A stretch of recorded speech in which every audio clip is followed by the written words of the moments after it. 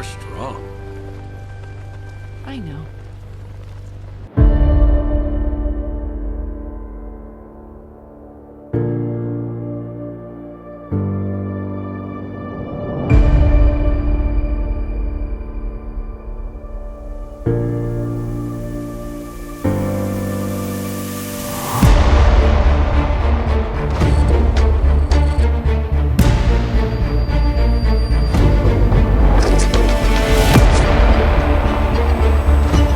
It's okay. I've got you now. Just like in the movies. When you're bringing all these other characters, but intentionally leave those out, retroactively, that makes me judge the show a little more harshly. Plus, you turn Doomsday into the Incredible Hulk. Like, legit, Brit, it's a dude that when he's angry, he turns into Doomsday. Well, I mean, Doomsday, that was uh, the creation, I believe, of Doomsday. I think Dan Was it? Jurgens, yeah, I think I'll look it up later, but Dan Jurgens, his idea was for Superman to fight the Hulk, and so that's how he created Which is Doomsday. hilarious, by the way. He did in the DC versus Marvel crossovers. Also, Dan Jurgens probably don't have any like He probably ripped it off knowing him. Yeah. But anyway, so I'll get into more on Doomsday when we get to season 4. So what we're going to do is we're going to go through the show. We'll give like our I'll recount to Brit the plot of each season because she hasn't watched it, or at least she's watched a little bit of it.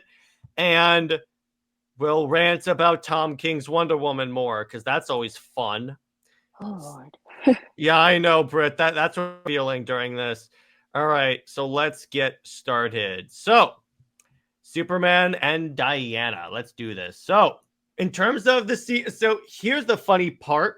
So, with Superman and Batman, they wanted to give them a show on the CW for a while. The problem is, WB had this embargo where they were like, Yeah. if Batman is not, if Batman's on the movies, he can't be in the TV shows. Same thing with Superman and Wonder Woman and Aquaman. And I'm like, I'm pretty sure the audience is going to be able to tell the difference between Tyler Hoechlin and Henry frickin' Cavill. Right, I guess it was the interpretation. It was kind of like, which is stupid because you want these characters to have different interpretations. And yeah, maybe the audience Multiverse. will, yeah, and maybe the audience will like a certain iteration better than the other, but you are still giving the audience multiple iterations. By the way, Britt, look at Tyler's suit. Is it this hard to make a good Superman suit, James Gunn? Well, the first suit that he debuted with, the clips were atrocious. No, but Britt, look at how there's no like unnecessary folds or like bunches up. It actually fits him. And Lord knows Cavill is Superman. But see, this is why if the CW can make a Superman suit that fits the actor, he has no excuse. Well, yeah. I mean, the thing is, okay, so the difference between Gunn, I think what he was trying to do is he's trying to put all like the different designs of Superman together, and the way I guess the way David appears, hopefully like within the visual of the final, product of the movie, that it's a little bit tighter and fits him. But other than that, I think it was loose, behind the scenes because he had to move in the suit. Then you make a stunt suit. Or here's the other thing. Don't make your official photo the one that's bunched up. Yeah. Because remember, he literally posted on Instagram that crap suit. But anyway, more on that later. So I remember, and we'll talk about him debuting on Supergirl. And the thing about this is that, first off, I thought Tyler was a pretty decent Superman because I've seen him in Supergirl. I've seen him in a little bit of Crisis. I watched a little bit of Crisis. And obviously, I've watched Superman and Lois. So he seems like what Cavill's Superman would have been like if WB had not been a wuss, which that's like an alternate continuity practically. But it is interesting how like Cavill's problems with Superman, in other words, WB having problems with him as Superman, led to Superman and Lois. Yeah, which I mean they were basically waiting for that opening, with WB, not giving a clear um, what they wanted to do with Cavill, which was so, I don't know, it was just so premature. Mm-hmm. In 2018 they just went out and said that Cavill was fired. Then 2019, he was apparently rehired. But by that time, they were already developing, like it was like CW just snapped right on it and Mm-hmm. was like, okay, we are going to greenlit um, this show. So you have where Hecklin is on Supergirl, I think a little bit more. I think he had more cameos. Um, Yeah, and then, because what happened with Supergirl, and I guess we'll start with Supergirl, is that he showed up. Superman was like implied, like he was never actually shown in Supergirl in season 1. Season 2 is when he actually showed up as a character. yeah. And then they started to hint around that, he was already with Lois, so it was kind of like they would be, at first they were thinking that, oh, she will appear on Supergirl, but they decided, to have the whole crisis event. And Another good Superman suit. yeah, his suit, the Kingdom Come suit, is it works here, you That's what know. I thought he was gonna do because he said he maybe want to go a little more classic, and I was like, I thought that's what he wanted to do because if he had done this and like tried to modernize it a little bit, I think it would have worked a lot better than what he did. The only thing I don't like about the CW crisis, the event, is how they took the Kingdom Come story and tried to put it with the Superman Returns movie. Well, You know, and they also remember had basically Kingdom Come Batman murder Superman. yeah, I don't like how they changed the story, and even with trying to say that Kingdom Come, first you don't have your second main character, which is Diana, when referencing Kingdom Come.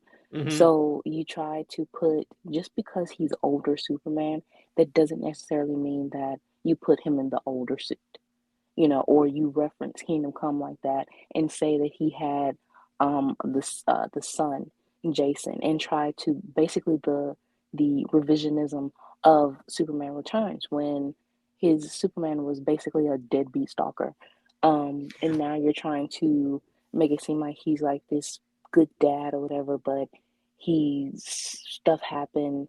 Yeah, sure, but that's not the story. So with mixing in Kingdom Come and Superman Returns, I didn't like that very much. And then for um, Brandon to say that this was like a better for the Kingdom Come story, no, no, sir, I don't No, it agree with wasn't. that. And It was also, Kingdom Come in name only. yeah, and then the head writer, a lot of people were asking, oh, are we going to have like a Wonder Woman? And they were basically beating around the bush. And it, again, for her, being that she is the second, most prominent character within the Kingdom Come story, and not have her reference. Or even Linda Carter, you didn't have her in the Crisis event either. If this is supposed to be, you know, um, a celebration of DC's Earths, within TV or movie or whatever like that. So yeah, to not have a Wonder Woman, it's I understand the embargo even for her, but at the same time, you could have had her as a cameo, something like It that, would have been or hilarious too because in the Supergirl Earth, Linda Carter plays the president of the United States. even with that, you could have did some type of mentioning, some type of you know, some type of hint. I mean, they did that in what is that movie? Sky High. You Mm-hmm. know, Mm-hmm. she was the principal, but yet they very much implied that, you know, gave her flowers in a sense that Well, she was plus Wonder she Woman. also said, "Oh yeah, right," and I'm Wonder Woman. Yeah, so you could have had something like that, but no, it was just straight up no mention of Diana, and I'm really sick of Diana getting a short end when whether it's stories that she's been in and Or the writers. yeah and just the ignoring her Mm-hmm. part. I can't stand it. But going back to this, yeah, the suit was okay. This was the only time that I was okay with the granny panties. Mm-hmm. But other than that, no, they should Granny not. panties. I love how that's a thing. Because they are. Um, they should be put in the drawer forever. They definitely should, but the nostalgic people would throw a fit. Now, speaking of True. nostalgia, so then we get Superman and Lois. Now, first off, no granny panties. Third off, No, third, because yeah, go ahead. they were um this whole show Hmm. was very much inspired by Man of Steel. And the And producer said so, as said as much. yes, and so, you know, the thing is, what I don't like is that with this, okay, if you can say how this show is great and the best ever, but you rage about Man of Steel, but this took inspiration from that. The only thing, of course, yes, he was with Lois within Man of Steel, but at the same time, Superman fans are so, I'm gonna say it, old fogey, that they want him, they want him to be like this grandpa. They want him to be Paul Kent 2.0. So you have him as a dad. First of all, no, first of all, the casting. Okay, so Tyler looks like the uncle. He does not look like a dad at all. So you have these two grown He's Uncle teenage boys. Superman. Yeah, you have these two grown teenage boys that look like Tyler is their brother or their uncle more than their dad. And Hmm. even if the stubble or whatever, he still just does not have that dad type And look. first off, if he has stubble, just give him a damn beard already. Yeah. And second, with Bitsy, I mean, I didn't see much of her character. I guess she acted like Lois. I guess she is Lois. But from the, I think it was the first episode I did try to watch, and it was boring to me. I'm sorry. But just that whole thing of, you know, Clark acting like he's stumbling the galoot, you know, and Lois is just like this most beautiful woman ever. But I'm sorry, but it's kind of like very average, I will and it say just this, Brit. The entire the big galoot clumsy Clark is literally only in that first episode. yeah, I realize that, but they try to make him that a little bit at some points, and Hmm. it's kind of like that's just not Tyler's thing. He isn't the nerd galoot that they want to make Clark. And so when you see clips of him just reacting in a sense, it's like you go to Twitter, of course, and they say, "Oh, he's a big nerd" or something like that. And it's like, no, I'm not seeing that here on this clip. They try to make it seem so. Hmm. Yeah, but within what I saw, it just seemed like, you know, like I said, Superman fans, they are old fogey, middle aged, and they want Superman as a self insertion because most of his fans are that age of being fathers. And yeah, you can have this character, especially post crisis version, grow up with you, but it's a new generation. Eventually, they're going to have to move on. And this is my Yes. problem with a lot of the DCU movies. More on that later. But with this, the things that I like about this, so yeah, it definitely uses, first off, it uses a lot of slow motion, which is very much Zack Snyder. Right. It has a more textured suit, doesn't have the trunks. This is kind of a little bit more of like a darker take on Superman, but also still like maintain that positivity, which was very Man of Steel and very grounded, very realistic. And yeah, a lot of the action scenes are very much like that. So, and I will say, the reason why I say this is the best Superman show, because I would say 3 out of the 4 seasons are the ones where I'm like, okay, I could see where they're going with. 4 just went downhill really fast, and I'll explain that when we get there. They literally took, it's almost as if they watched this channel and took a checklist of what not to do. We'll see that late. I wouldn't be surprised if they did. By the way, fix your show. Continuing on. So season 1. All right. So to be clear, to reiterate, you have not seen the show. No, I only saw the first episode, and I barely kind of paid attention to it. All right. So here's the plot. To reiterate, they move back to Smallville because Clark's mom has been killed. Has died from like old age. His father's dead as well from a heart attack when he first came out of Superman, if you will. And Morgan Edge buys the Daily Planet. So Lois speaks out against him. Clark gets fired, and she quits, and they move to Smallville to like kind of reset and everything.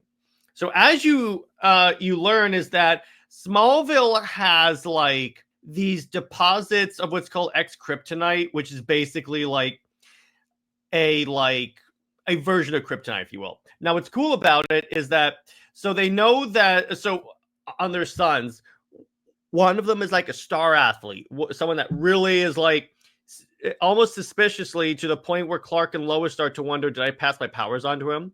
And then their other son, Jordan, has like anxiety disorders and stuff. And he's kind of the stereotypical kid with like anxiety.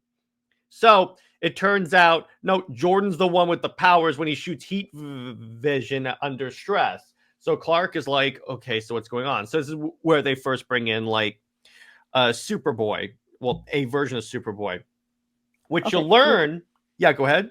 Okay, so real quick. So that was episode 1 where and I don't like how Clark was characterized, where he felt like the Jonathan was like the star son. It was like he's going to be the one with powers, because he's athletic and everything, and I'm, Clark basically giving him special treatment. And it's kind of like Clark, as a boy growing up and felt like an outsider and felt like you were alone or judged or whatever, why would you try to give that separation to your sons? That just seemed a little bit overboard and out of character for me. But yeah, when Jordan, which is funny because I would give them, I would say a 7 for this, because they did give equal respect for the fathers. You have a son named Jonathan, and then you have a son named Jordan, which is basically Jar, or George. Technically Jor-El, yeah. So it worked there. I would give them a 7 for that. But yeah, for Clark's whole separation, and then he started treating Jordan as the special son, and Jonathan he started neglecting. I just don't really like that type of characterization for Clark when he knows how that feels to basically be treated unfairly. Yeah.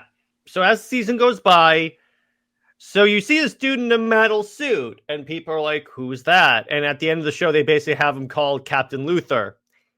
He's not Lex. I'm just going to burst your bubble there.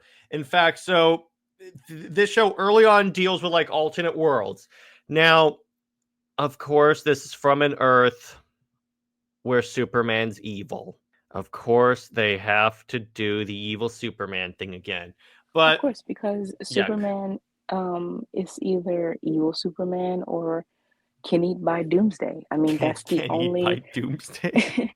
That's his only options of being Superman, True. And so what actually happens is that Superman gets lured into an ambush by dude in a suit, And then he goes, Superman, you're not the Man of Steel. He summons a hammer and goes, I am, revealing himself to be John Henry Irons.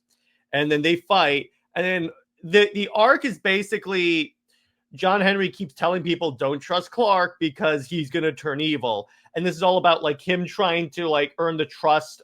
Well, this is about Superman trying to earn his trust. Also on John Henry's Earth, he was married to Lois.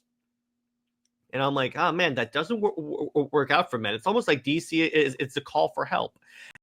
Anyway, so then you discover, Morgan Edge has this executive training program. So he shows up in Smallville and wants to like, and he wants to like do like a lot of economic development in the region. And obviously a lot of people are on board for that because it brings jobs to Smallville.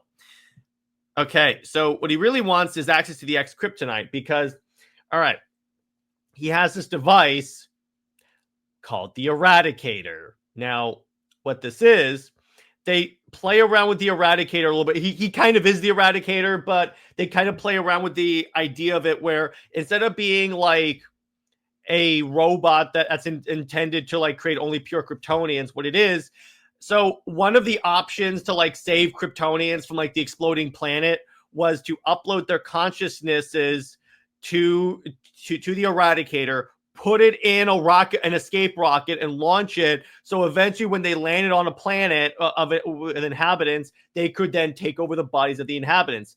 Laura created it, but then realized, okay, this is gonna not work. This is a really bad idea because this is gonna end up like being super authoritarian. So she completely like steps away from the program, but not before.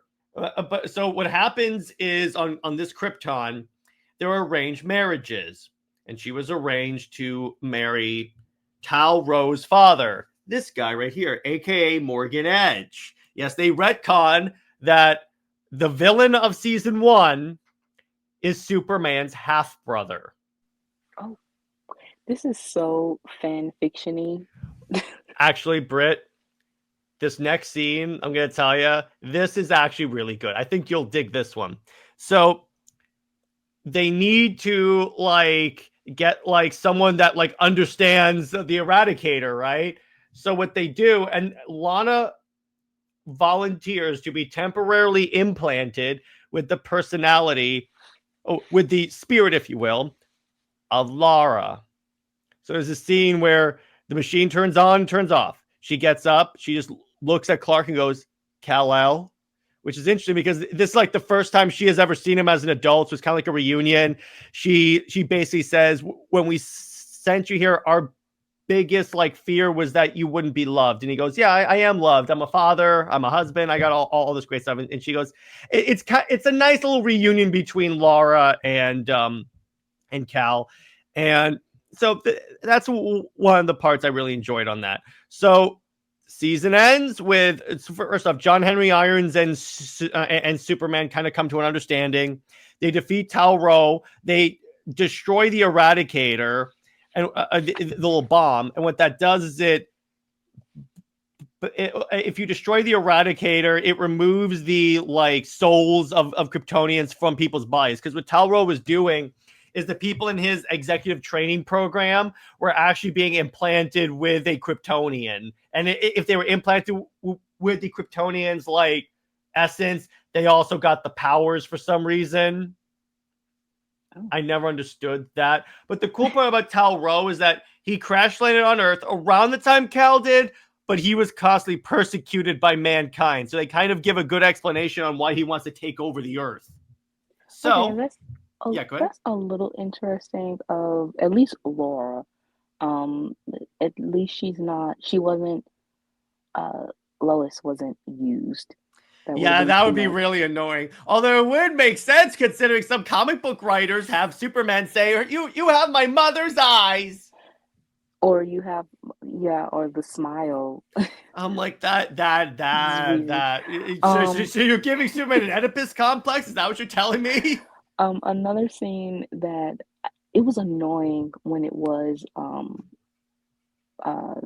shared was the third. First of all, the middle image that looks like a Mass Effect It suit. does look like a Mass Effect suit. That's the thing about it.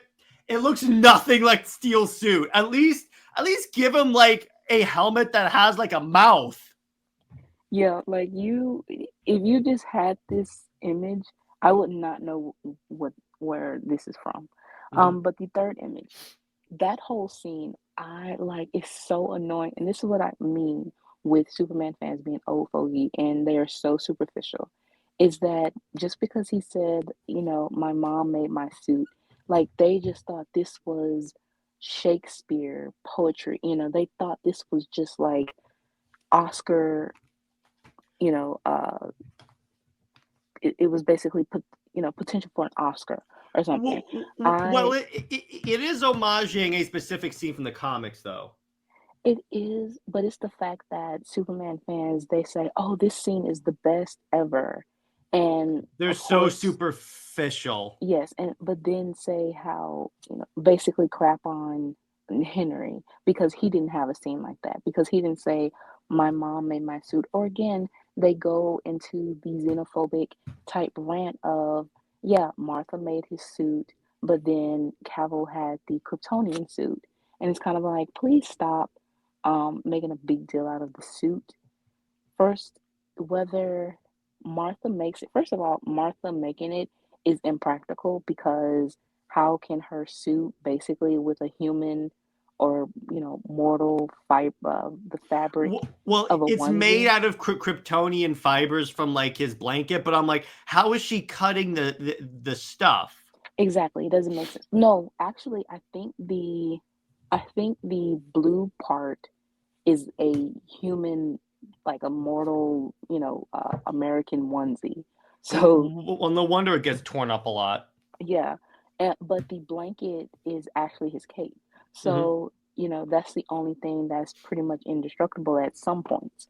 But I would say that you're trying to be practical for Superman and with being going into outer space or just anything like that, having a Kryptonian suit makes so much more sense. Um, By the way, you just gave me an idea. oh, I need to sometimes stop talking. But yeah, I understand that. I understood what they were doing for this. How they have in like the Max Fleischer suit. They're recreating Action One. Because they do that in literally every Superman movie. But yeah, I do agree with you. I mean, I saw a tweet thread of someone saying, "Here's what has to be in James Gunn's Superman." And it's like he's got a smile. He's got a. It can't be like dark and edgy. And I'm like, then watch the Grieve movie. I mean, Gunn is basically that's the influence of the Superman movie. I just hope that everyone that were raging and claiming that they wanted that version of Superman back or something like that I hope actually they show support. up because Yeah, here's the funny part. One of the smart things Grace Randolph has said when Blue Beetle was coming out, she goes, okay, so Blue Beetle's coming out. You guys had better show up at the theaters because the problem with DC fans is that they say they want something but don't show up to the theaters. and what happened? They did not show up for Blue Beetle. Granted, he is having an animated show, but I just think Or The that Flash. Michael Keaton was returning for that. right.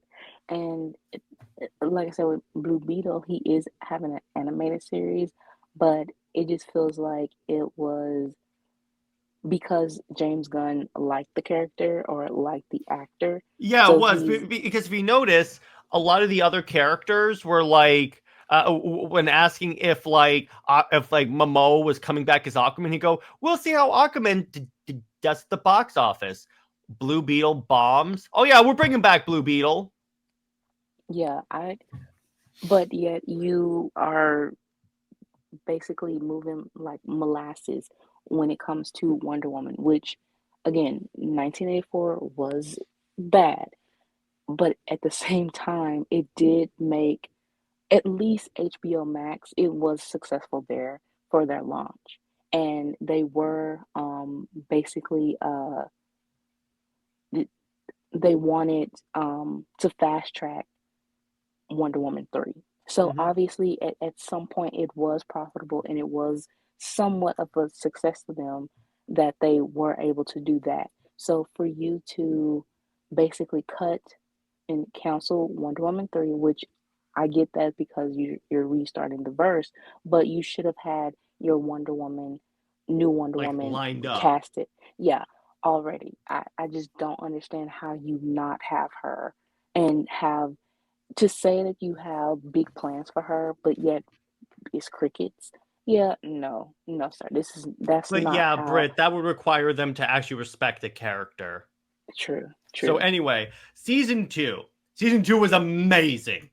So what they did here, and Brit, you'll actually enjoy this one. So Lois's father has to step back from the DOD and is replaced with a more rah-rah American general that actually admonishes Superman because he saves a North Korean sub that was gonna like implode, and he goes, "You don't save America's enemies." So it's challenging that whole truth, justice, American way thing, and they've done it. And Superman said, "No, I'm the hero of the Earth. I'm not just the hero for America." And he's kind of in like a little confrontation. And in fact, so some of the kids got powers from that explosion in episode 1 when Jordan used the heat vision. So he tries to like turn the kids into like his own super army, but they're loyal to America. Oh, jeez. Yeah, I mean, and yeah, go ahead. I give them 1 point for saying that Superman is for the universe or the world instead of just America. And then, okay, this is where I started to get concerned. So one of the things they show, so in the mines in Smallville, you keep hearing this punching against a wall. And obviously that's an homage to Doomsday first showing up. And then a dude in a green containment suit comes out. And I'm like, oh no! It's not what I thought. Well, actually, technically, it would turn out to be what I thought it was. So it turns out, so in Smallville, in the core, if you will, of that, like, of those mines, is a portal to the Bizzaro world.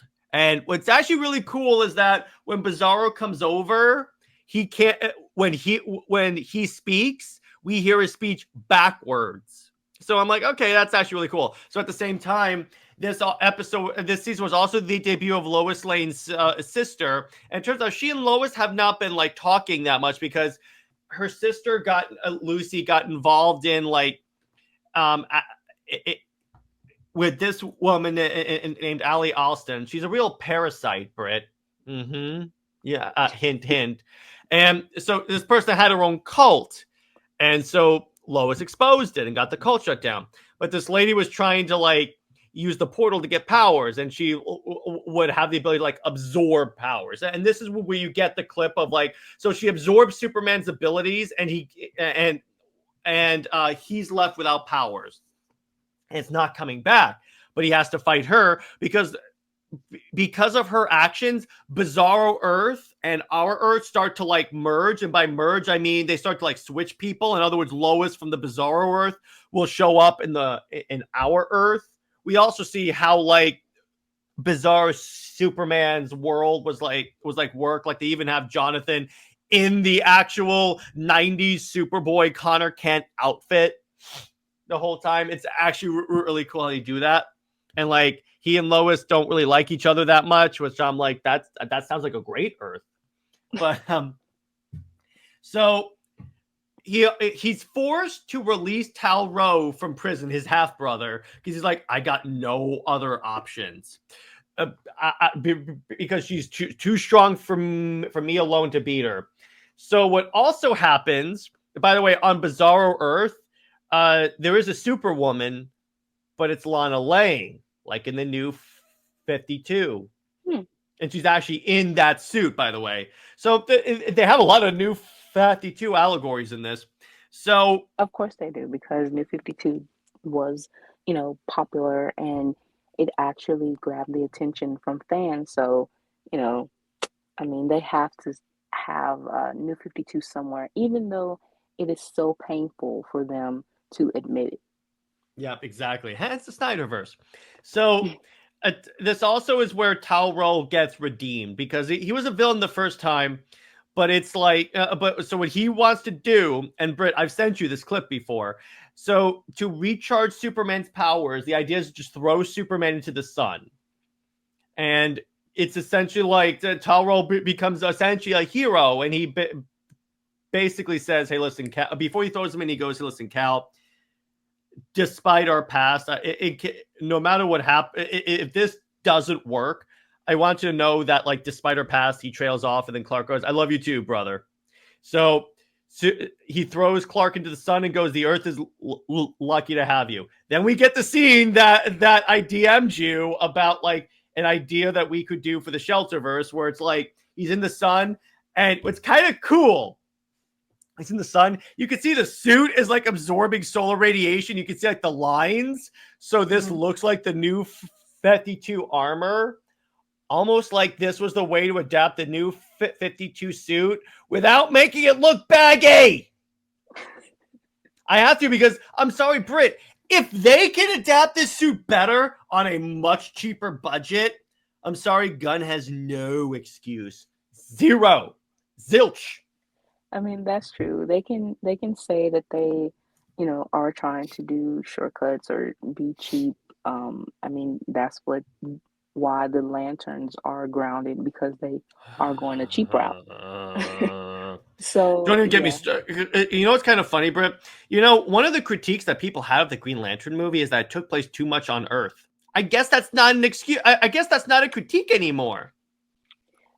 People are very wishy-washy, I know. But so what's cool about this is, like, so Superman actually, like, teams up with Bizzaro, and they, like, reverse the Earths. Now, what's cool about this is that then you get, like, there's a scene where, like, Superman bursts out of the sun, goes and fights Allison, and as he's flying, you see, like, each of the people saying, "Oh, there he goes." It's like the kids go, "It's Dad," and then Lois goes, "It's Clark," and then Lana goes, "It's Superman." By the way, better identity reveal. Superman tells Lana his identity by taking off his glasses and flying. He doesn't just take off his glasses. Yeah, that is better. But I mean, it I still don't understand why they have the actors, why they even kind of like I guess agree to that type of scene. Like, you would think that I don't want my character to be dumb, that just taking off the glasses is you are a total different person. So the glasses reveal needs to be a little bit better. And especially for if someone is at close proximity of Clark and Superman, or close um, with him. The one thing that also with Lana that I don't like, I have a lot of don't likes, but that she didn't know the identity, which that is one part of her that should always be, with her being his childhood best friend, and the fact that he was able to open up to someone of his They even childhood. dated in this show. Right. And like, that was a significant moment for them, was that it, it was on it was on accident that his powers were revealed to her. And it made him feel like fearful for that moment. But the most powerful moment of it was that Lana accepted him. And that's how he felt a little bit better about himself as a child. So for you to take that away from her, and of course put it on that, oh, he can only share his secret and it's only Lois. That's my thing, is that I don't like it when you have these other female characters and their significant moments with Clark, or you know are taken away and ignored, or taken away and given to Lois. I know, or it's speaking of that. Remember in New Frontier when they gave all of Diana's lines to Lois? Anyway, Right. so by the way, going back to season 1 real quick, there was this cool scene where they put Superman. So the Kryptonians have this, like, device where if you attach it to someone's head, you can, like, relive their memories. So we see like when Superman first met Lois, we see the full story. It turns out in this universe, Lois fell in love with Clark first, then before she knew he was Superman. So I'm like, okay, at least this Lois is less shallow, but still, it's just she didn't put it together. But anyway, so then he does the solar flare in this because she's trying to absorb his powers. He goes, "Oh, you want my powers? Come on, take them. Take a hearty dose." And then he just solar flares, and then in a very Zack Snyder moment, he flies down, hits the ground, screams, and like solar flare. It ends with Tal-Rho stays on the Bizzaro Earth, and it kind of implies that that since Bizzaro is stuck on our Earth, Tal-Rho is going to be the Superman of that Earth. So that was basically like a redemption arc for him. Yeah, it was very good. It was very touching. So then we get to season 3. Now, season 3 was also pretty good. Now, here's my problem with season 3. You could tell that they slashed the budget. Here's why. There was barely any action moments. Barely any fights whatsoever. When they did show up, it was great. But so what they did is that this is when they introduced Lex into the show. And what they imply is that so at one point, Lois printed a story that Lex says it's false, but it got Lex thrown in prison, and he lost he essentially lost like years of his kid's life. And so Lex comes out of prison, he gets released, he served his sentence, and then he decides to come to Smallville to get revenge. So one of the things he does is he starts tearing apart Lois. But the other thing he does is he essentially takes prisoner Bizzaro Superman. And what he does, now this is cool, because, so do you know the origin for Doomsday? Like the in-comics origin for Doomsday? No. All right, so what happened is that on ancient Krypton, like primordial, before the elves and everything like that, the scientist landed on the planet, on Krypton. He was trying to create the perfect life form. So what he would do is he would throw a baby onto Krypton. When it was destroyed, he would collect these shreds, if you will, and then clone it. But what he found is that whenever he cloned the baby was immune to whatever killed it previously. So it became a cycle of throwing the clone out there. It getting killed. He brings back the clone, and it clones it again with an immunity to whatever killed it. That's how Doomsday essentially became Doomsday, and then it started becoming intelligent. Killed Bertram, the alien scientist, and his lab assistant, if you will, stole away on board a ship, and then I guess crash landed on Earth at some point, and that's why he was with the containment suit trying to punch out. So they do that in this, where what Lex does is he starts shooting Bizzaro Superman with, I think it's ex-kryptonite weaponry. And then you see what's actually kind of cool is he kills him, but then Bizzaro keeps coming back, and then his body starts to change, and then he becomes Doomsday. This is where I took an issue, because people were posting the right image, Brit, and saying that it was a comic accurate look for Doomsday, and I'm like, that is not comic accurate. Sorry. Honestly, he looked like a mud monster or something. I don't know. He looks like a Ninja Turtle. Something. He looks a mutated troll. I don't know. And Lex, I'm gonna be honest again. Some of these images, if you cut out the Superman suit or anything like that, you could not tell where these images come from, because Lex looks like a biker, or He does. a character from Sons of Anarchy or something like that. He does not look like Lex at all. He just looks like a gang member. That's kind of the way they treat him in this. Really? Yeah, he's very much giving Sons of Anarchy one of those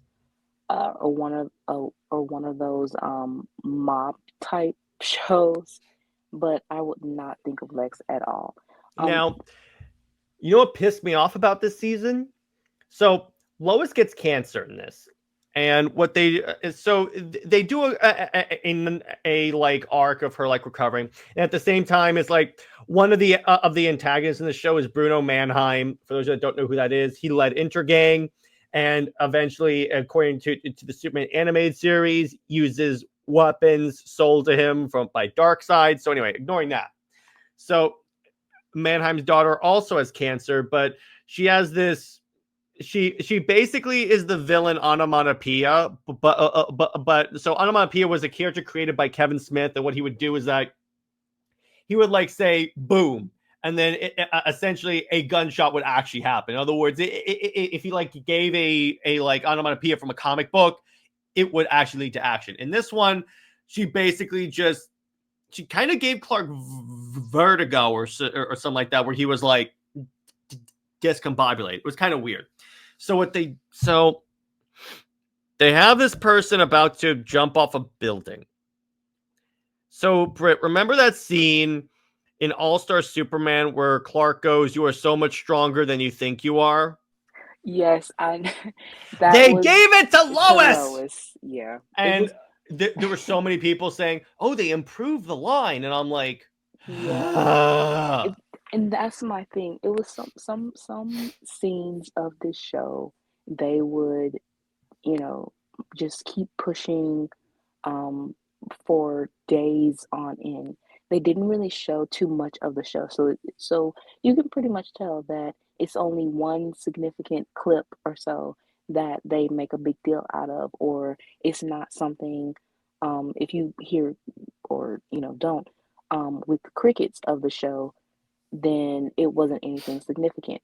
And while it was basically crickets within the show, and the only clips that were pretty much shown was like something very tedious, or yeah, that clip of Lois reenacting the All-Star Superman panel.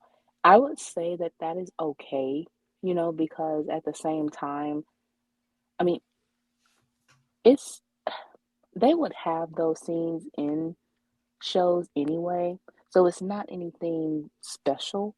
but in the context of Superman, it's kind of his thing, and they gave it to her. Of course, I mean they have to have. That was the one thing that Lois fans, even with this show, you have her in the title of the show. She is supposed to be the co-lead, but yet their main complaint was basically Lois hasn't been very much a co-lead of this show.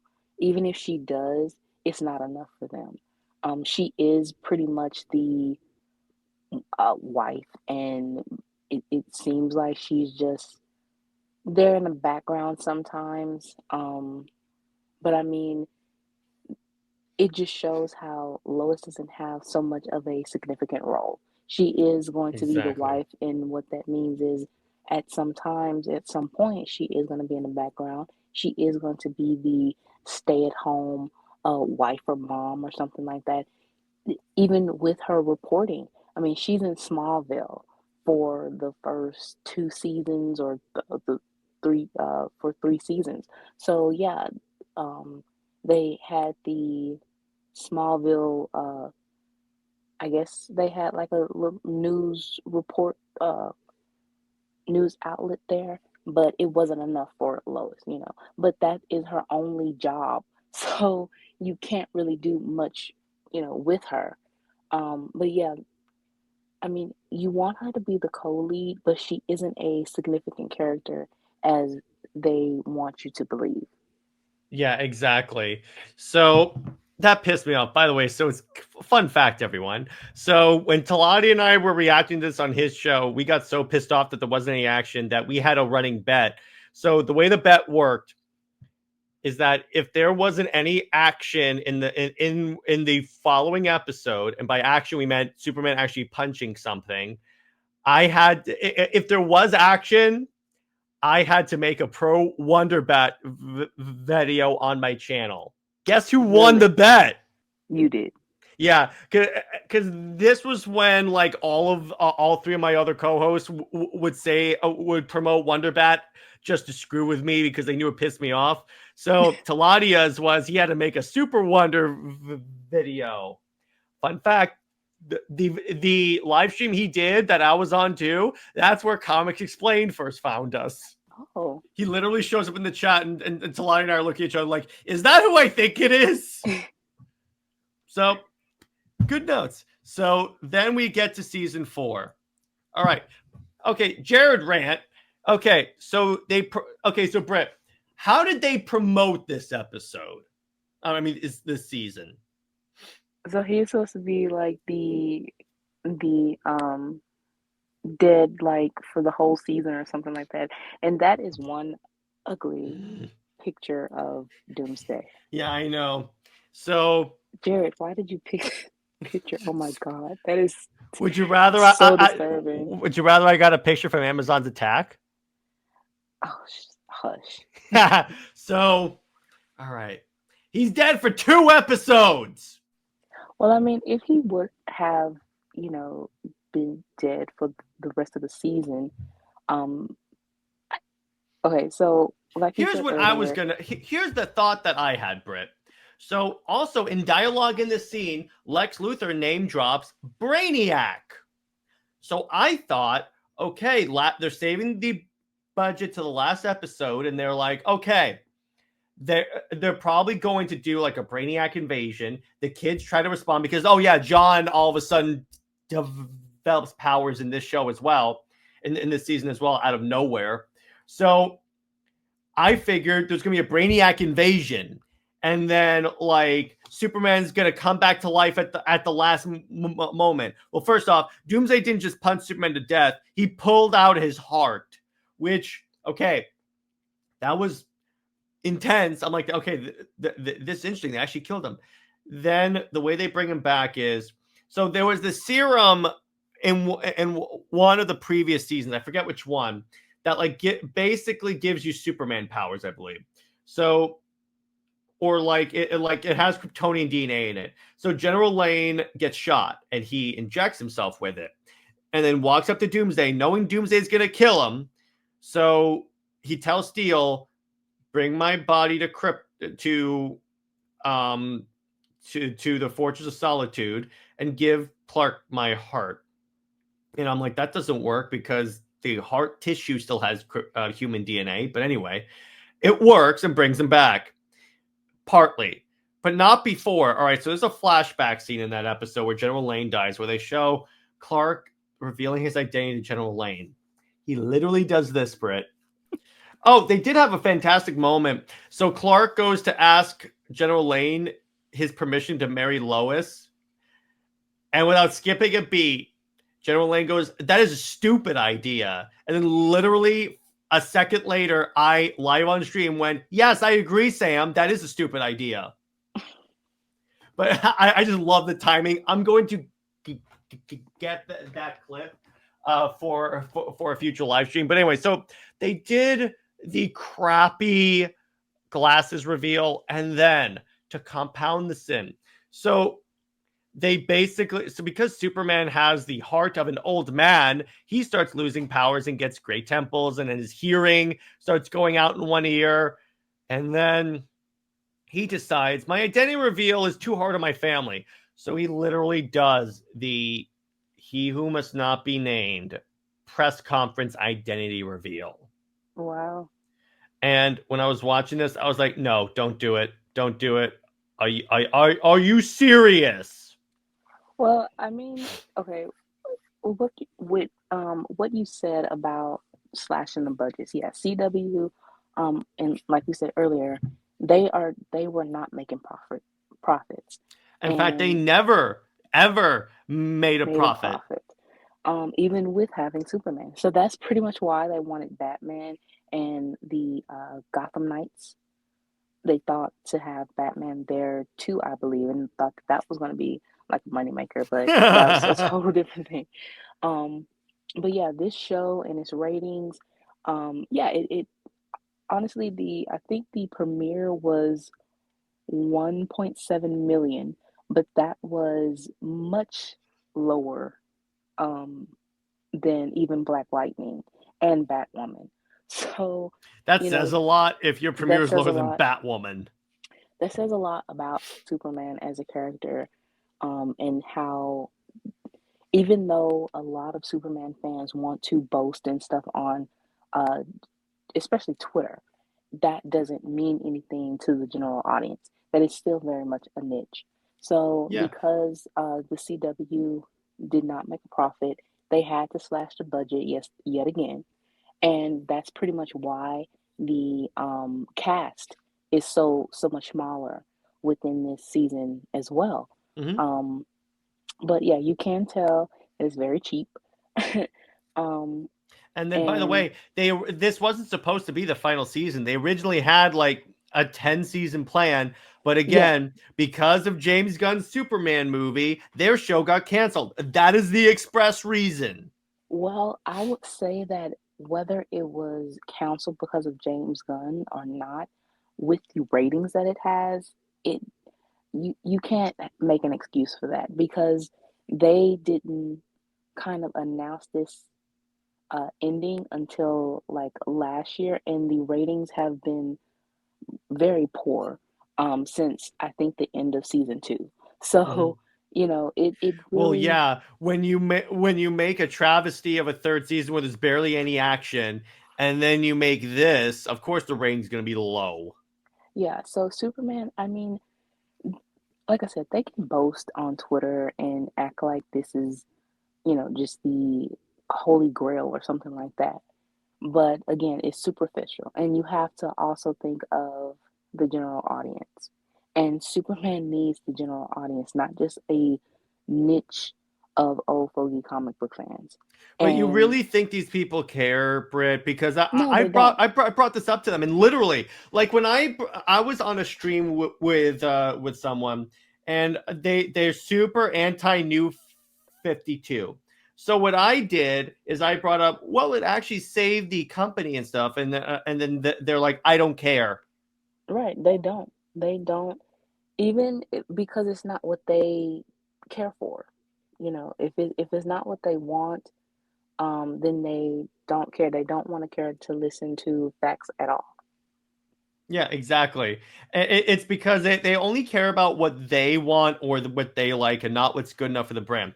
Now, you may be saying, Jared, but you guys promote Super Wonder over everything else. I'm like, yeah, because Super Wonder actually sold. That's the difference. It would be one thing, and Britt and I have said this. It would be one thing if the Super Wonder book like flopped or didn't perform well, and we were just like, okay, we like it, but DC did, but it didn't really like perform well. No, it performed great. I mean, and that's pretty much what this show is about, is that to put out the truth, the facts that no, Super Wonder, not only is it a um the purpose of the ship and the history of it, but also that the sales, the in how um anti fans want to continue on with the untruths, and Untruths. You can just call them lies, Britt. It's all good. well, you know, and they also like to, rewrite history as well, Hmm. and it's especially when it comes to Diana, how they treat her, how we talk mostly about, post crisis, and really how blatant it was within the Death of Superman and Reign of Superman animated show movies, and Rebirth, how she was turned into a mouthpiece, for Superman and Lois to prop that relationship up. And then you go back and see, oh, this has been happening as a bait and switch, a lot of times in post crisis. And then they want to change and make it seem like Clark and Diana's relationship is bad. So, no, this show is basically trying to, again, show a lot of people the truths. And no, even if it is bad, or if something is bad, like how we, drag Tomasi's run through the mud, we will be honest in that aspect. Yeah. Now, Britt, before I move on to how we would do the show, there's one more plot point from season 3 that I just remembered. And you know what? I cannot leave this discussion without this. So you know what they did here? When Lex finds Bizzaro, do you know what he was doing? I don't know if I want to know. You are going to love this. So will Tom King. He was eating Oh rats. Lord. Yeah, Tom King would love that. Yeah, that's probably where Tom King got the idea for Wonder Woman.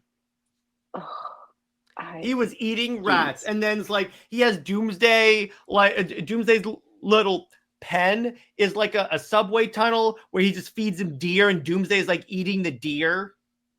Like Doomsday's a cannibal in the show, pretty much. I think Lex actually feeds someone to Doomsday. Oh my God, that is gross. I'm like, what the hell? That's not. Where's the comic accurate people on that? Anyway, continuing on. So now that's selective comic accuracy. Exactly. And now, Brit, now you don't have to look at this image of Doomsday anymore. All right. Good. I'm just gonna send Shadam you that picture randomly throughout the day. You better not. So then, so now, as you guys know, when Brit and I bring up problems of DC, we like to provide solutions. So Brit and I created our own Superman and Lois show called Superman and Wonder Woman. Brit, elaborate. Okay, so this show, like you said, is a rewrite of and switching because DC, they have this knack or whatever of giving Lois Diana's role or her line. So we are in a sense doing the same thing and giving them it's payback. But we are actually having a story that is not so much as just taking Lois's role. It is about showing a proper way of how to deal with co-leads and showing that Diana and Clark's relationship is far more, I would say, accessible, marketable, and the story is much more richer and deeper to be told, whether it's live action or in animation. So with this show, I didn't know the title. I was thinking of something in kind of like we just call it Superman and Diana. Well, no, because well, that's kind of taken away. You putting Superman and Diana, that still sounds like she's the love interest, and we don't want to do that. So we want to have Superman and Wonder Woman, but as like a subtitle, like Power couple. Life, power couple. Well, I did want power couple, but it was kind of like that sounds so veiny. But yeah, so I didn't know the title. Here's what we do, Britt. We call it Immortal Beloved. Ha ha. Oh Lord. Well, if you take it and put it in the sense of Clark and Diana, going through life together, and the ending season, you adapt Immortal Wonder Woman, then yeah, that makes total sense. Or we can call it Superman and Wonder Woman, subtitle, not by Peter Tomasi. Funny. That, yeah. So basically, this is a drama series that explores the dual lives of Superman, Clark Kent, and Wonder Woman, Diana Prince, Diana Themyscira, as they balance their superhero duties with their civilian careers. Clark works as a reporter for the Daily Planet, while Diana serves as an ambassador for Themyscira. And the show delves into their public relationship, and yes, they do have a public relationship as Superman and Wonder Woman. Clark and Diana has the more private relationship. Well, it's private, but at the same time, it's still public. With having the ambassador and the reporter together, and how it basically impacts their lives and the world of its entirety. They become the new Brangelina. Well, we don't want to use them because of the reality. No, but I mean, is that concept is like the couple everyone follows?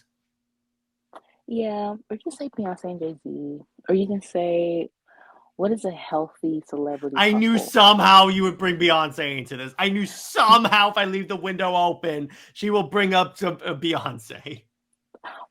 I say that because they are referenced as a power couple. However, the reality of their relationship is, a lot of drama, um, a lot of infidelity, and so we want a more healthier relationship. I would say that the public apology tour that they had made their relationship healthier.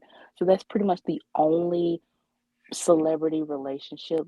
No, Angela Bassett and her husband, they have a healthy relationship as celebrities and very successful within their careers of acting. So, and have been together for a very, very long time. So, yeah, we need more celebrity, you know, couples that are married or just together.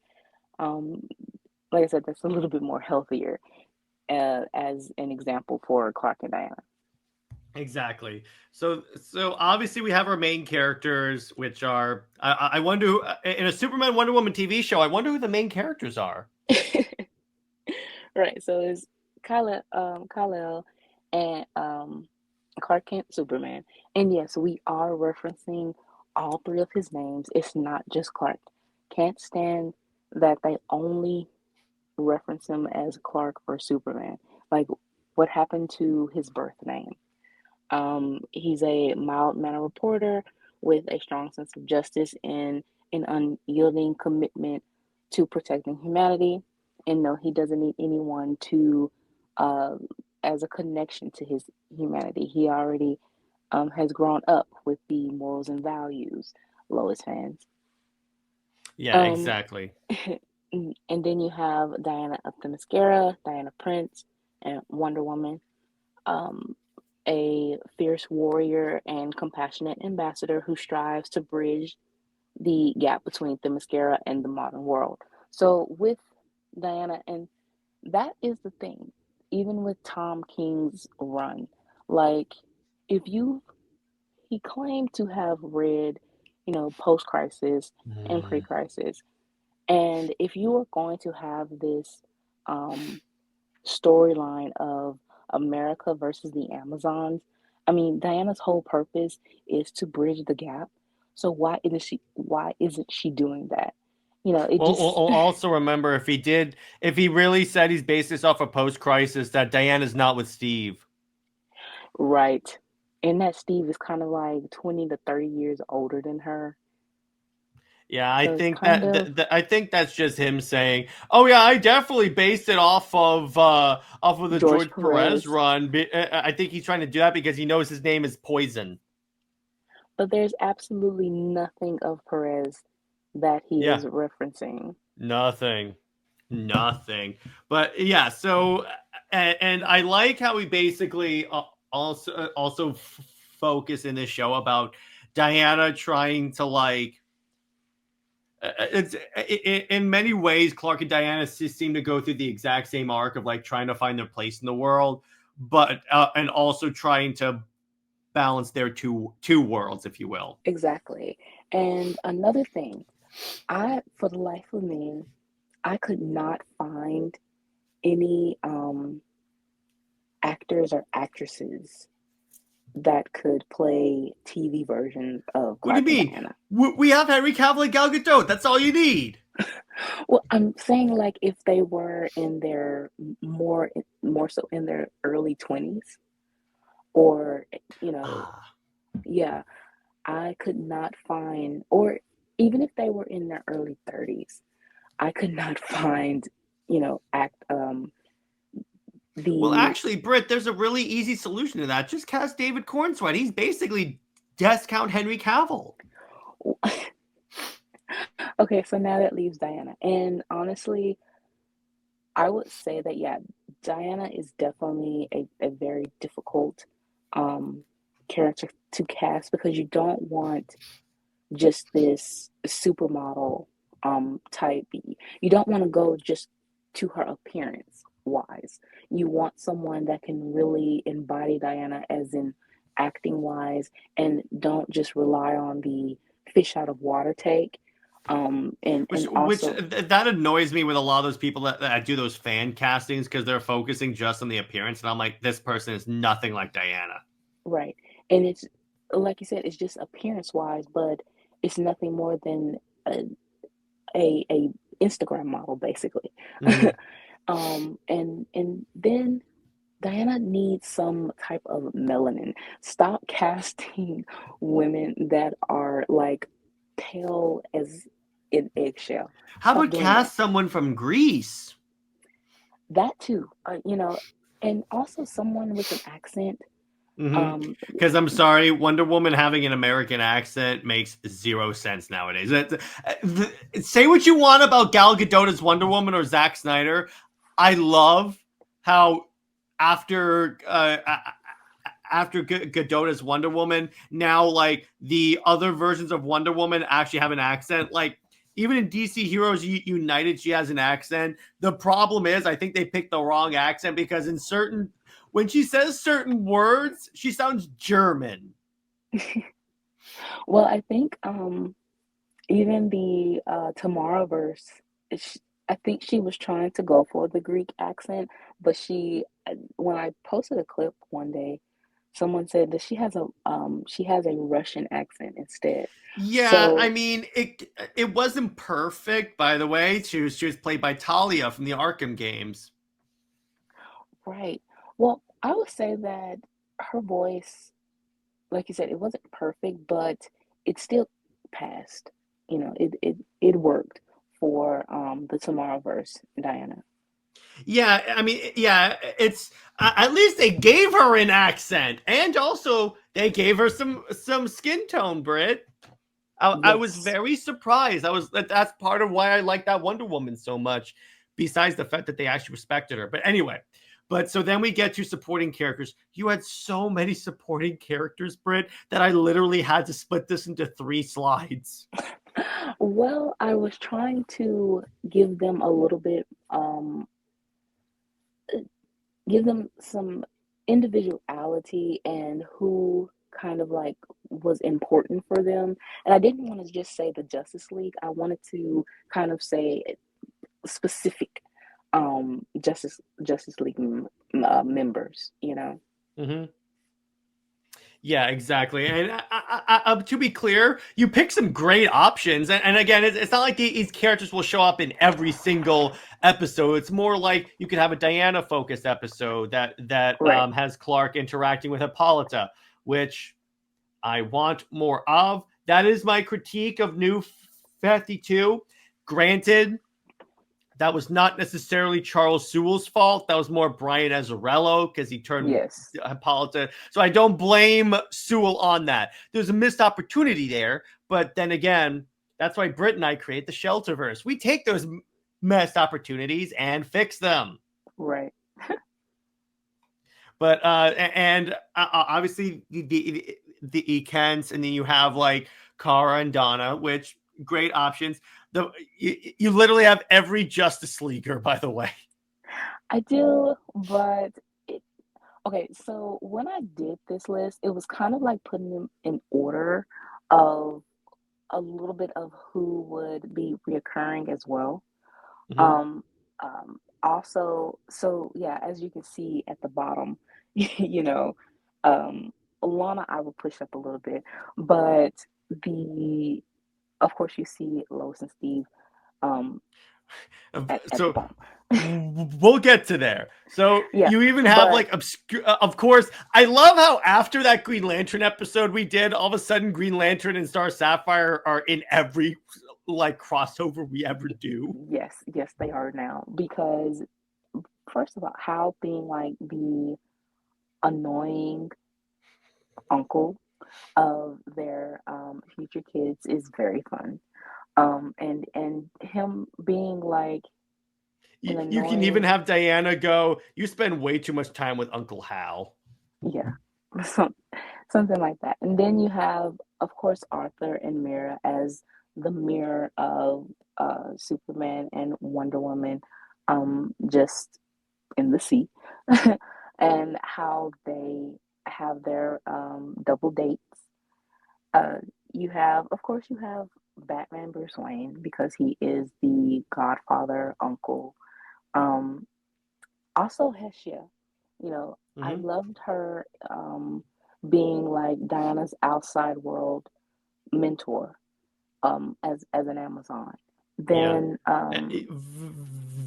Vexen, I didn't see coming. okay, so it's not a lot of Vixen within the media, but I like to think that she would have a an interesting dynamic with Diana and Clark, especially Well, with because remember, Diana. they served on the league together in that fantastic lineup. Right. So I would say, give her some type of um, role.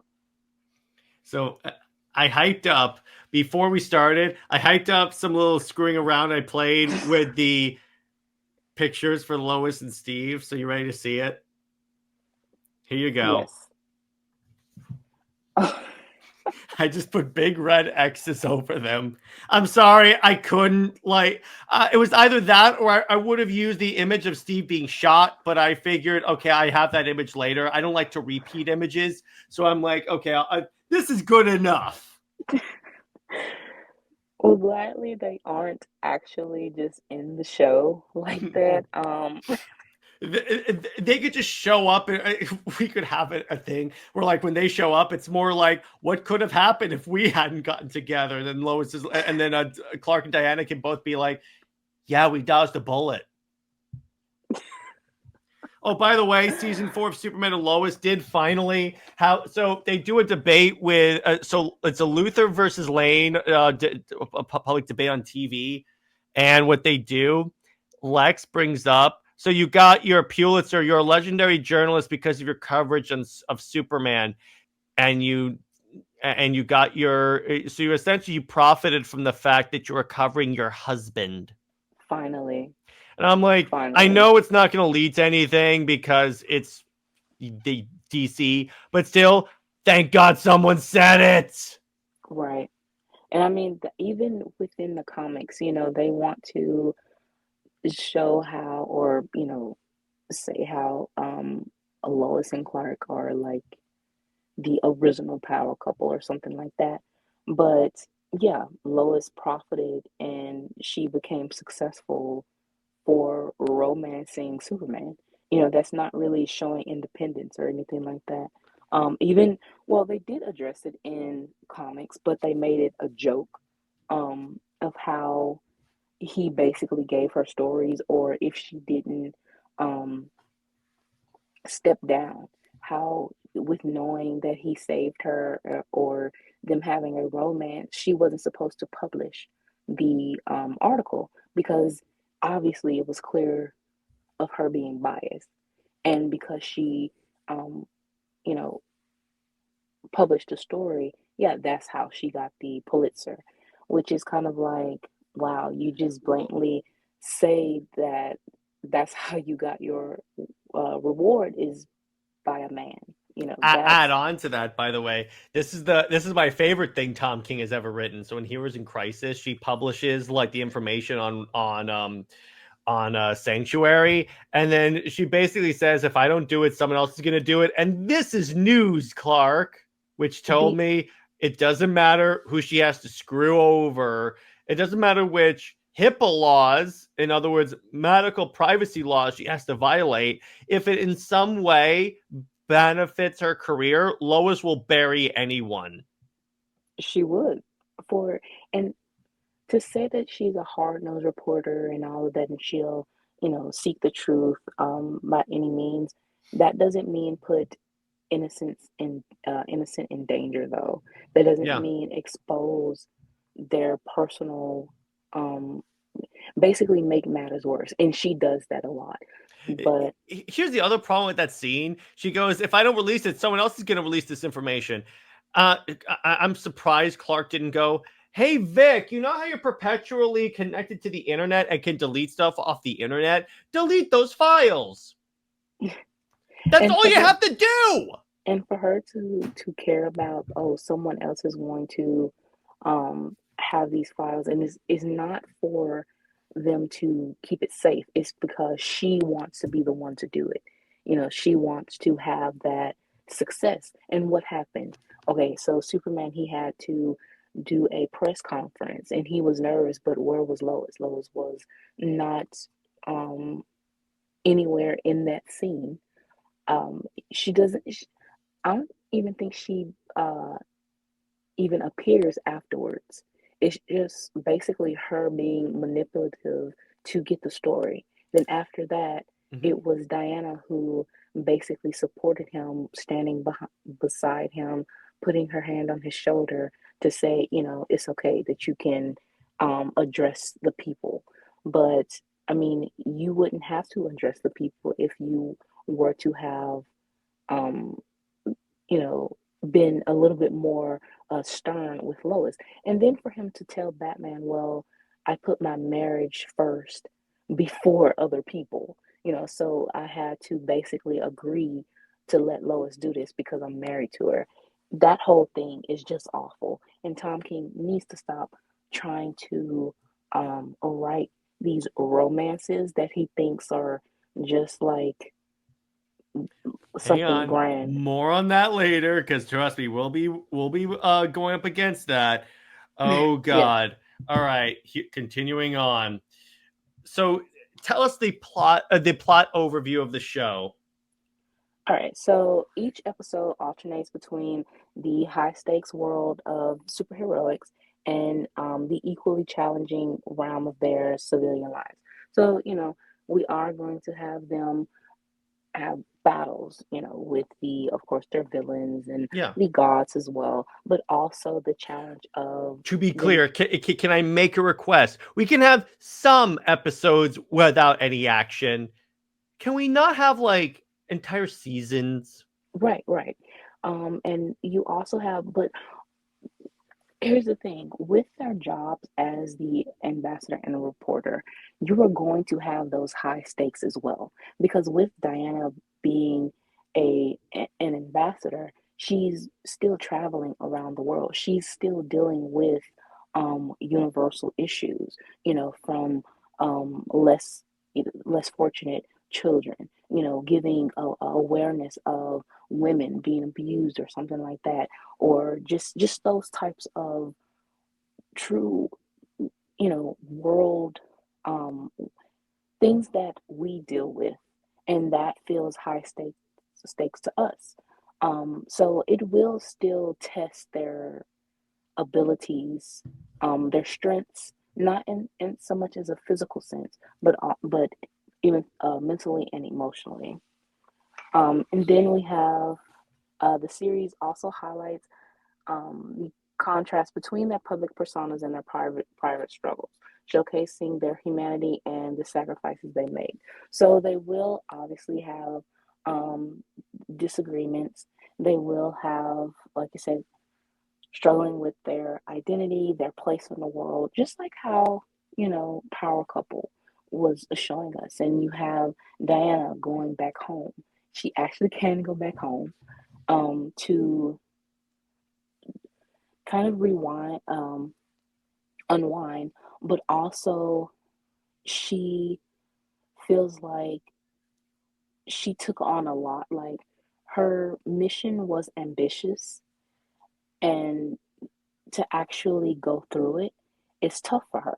And especially um, with the influence of Perez, how she developed the relationship with Julia and Vanessa, and how with if this is kind of like older Clark and Diana, and Vanessa has grown up, and how she turned into Silver Swan, so that trauma and that type of heartbreak that Diana had to go through, things like that.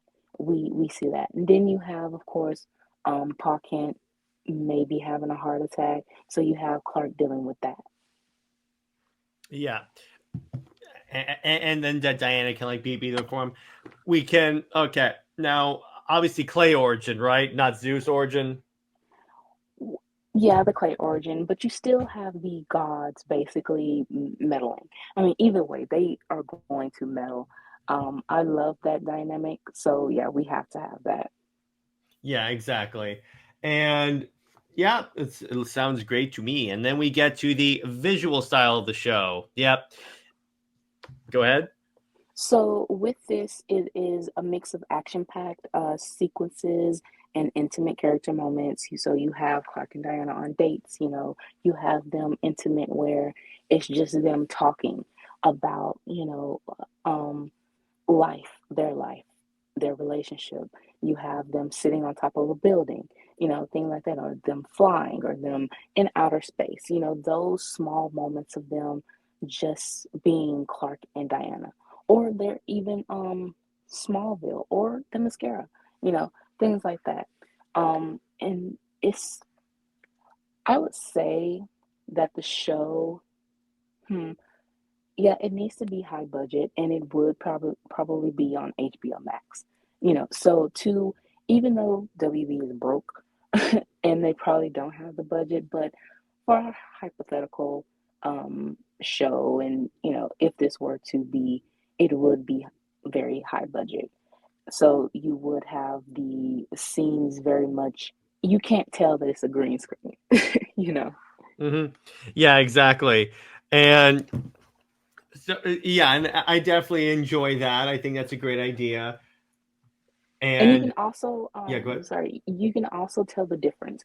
When they are Superman and Wonder Woman, it Mhm. is very, you know, dramatic in a sense. It's a lot of, It's um, very like gods amongst a men thing.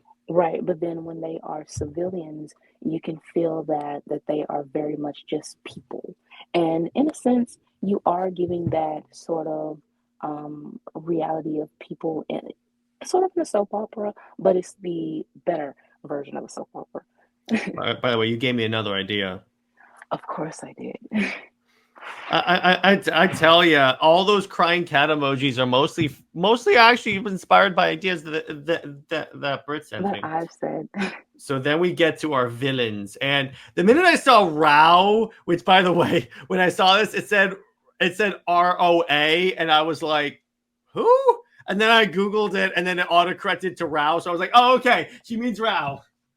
Oh my, yeah, Which, by the yeah. way, I'm like, oh, that's a reference to an earlier episode of the show, and well done. I don't know, autocorrect or whatever. Yeah, just it gets on my nerves. Whatever. It is going to do that, so I'm not even gonna fight the autocorrection at all. But yeah, you have the gods, you have Ra, and the reason why is because why not have a little verses of the Kryptonian god and the Greek gods? You Hmm. know, that is one thing that is also showing how Clark and Diana do not want to be labeled as gods. And what you You could know, do, you could label that arc War of the Gods. yes, that is wonderful. You know what? That might be a story. Oh, I think I just gave Bert an idea. Ooh. um, of course, you have Lex, Hmm. Cheetah. You have the actual post-crisis Cheetah. You don't have a rebirth Cheetah. So yeah, she is very much manipulative. She is, she is not Diana's friend. She And wasn't even there's no Diana's friend in the new 52 slash Rebirth universe because it was established there that she corrupted the Cheetah entity. right. Um, Also, you have Brainiac, and Cersei, I, Silver Swan, and Maxwell Lord. Yes, we Oh are boy. referencing sacrifice, but at the same time, it's kind of like shelterers. You Hmm. have still, and I think that again, how we are basically doing shelterers, pretty much is, as the adaptation of this um, hypothetical show. And again, you're addressing how so many fans want to gloss over actual conflict, but here we are having the conflict there, in the show. Yeah, And exactly. then other obscure villains that just random. I don't. Parasite. We can even have an episode where like they need to like they need where we can basically adapt but improve remember that storyline in Tomasi's Superman Wonder Woman where they break Parasite out? Yeah. Yep, do that. Because we can have that scene where like Parasite's needs a little recharge, so Diana touches him, and then Clark goes, "That's enough."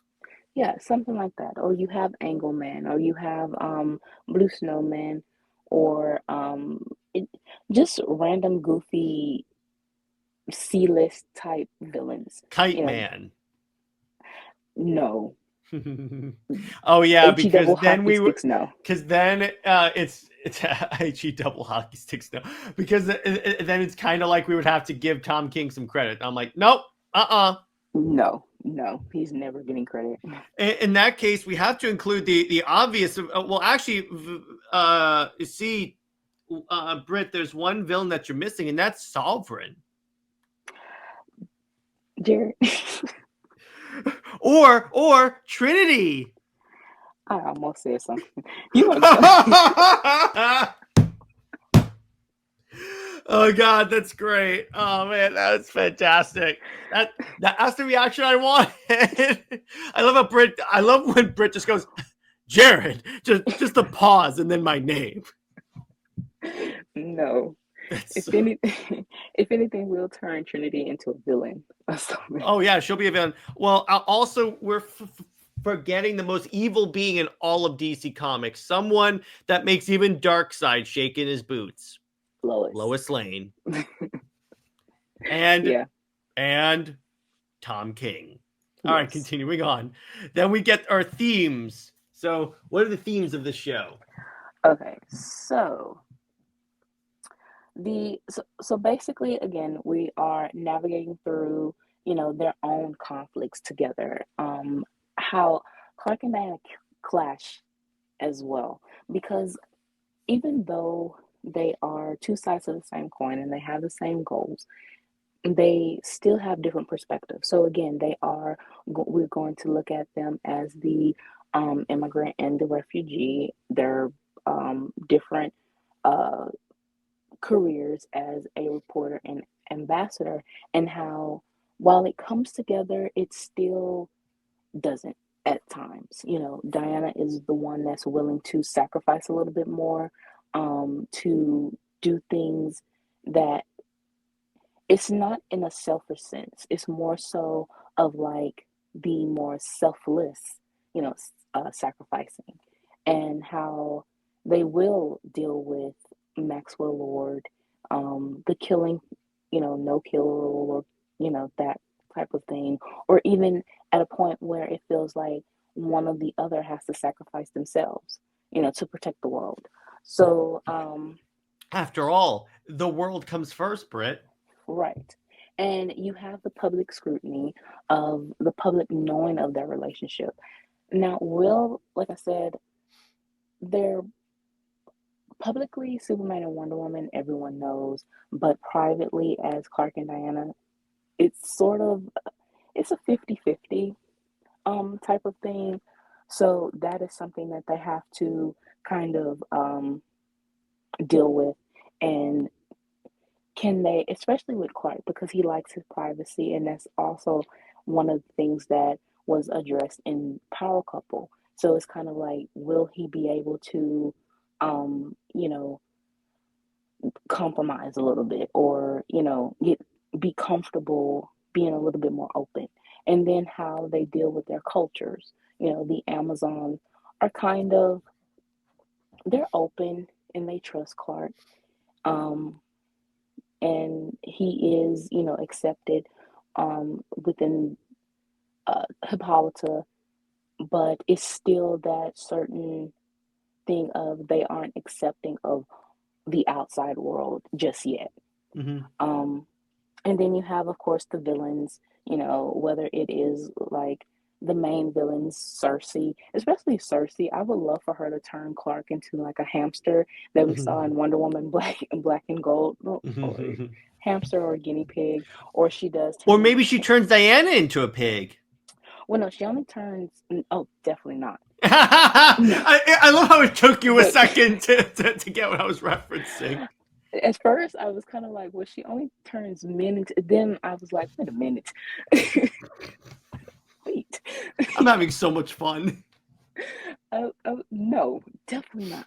Oh my gosh. If we were, they should go ahead The and way Brit cancel. is descending into madness right now is worth it.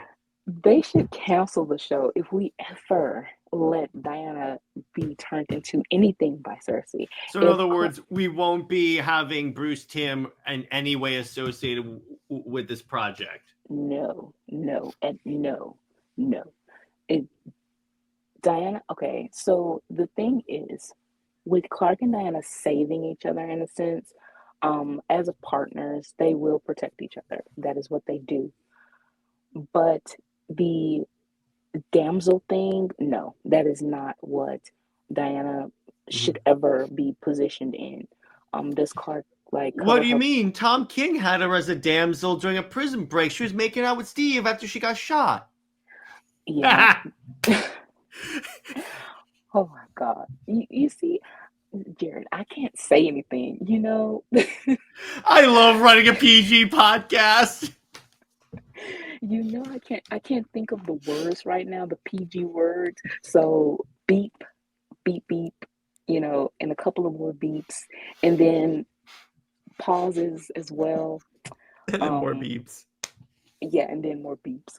Because Tom King's run is definitely a lot of beeps.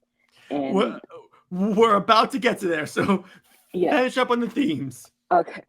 And then the last one is diplomatic tension, which again is Clark. He's as a reporter, and they are a partnership, and people know that. As Clark isn't, it's not like how Lois he wants the to write reports or articles on Diana because they're dating.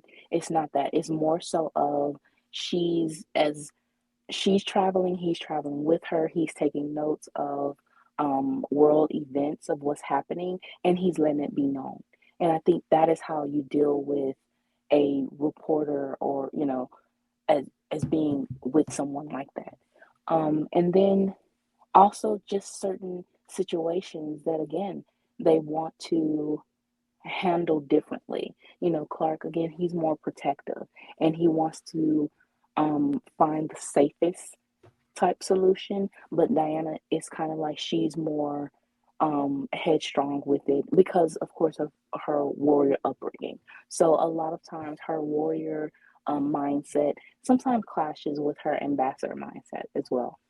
Yeah. All right. I can tell Britt wants to rant about Tom King. So we're going to be discussing two interviews King did.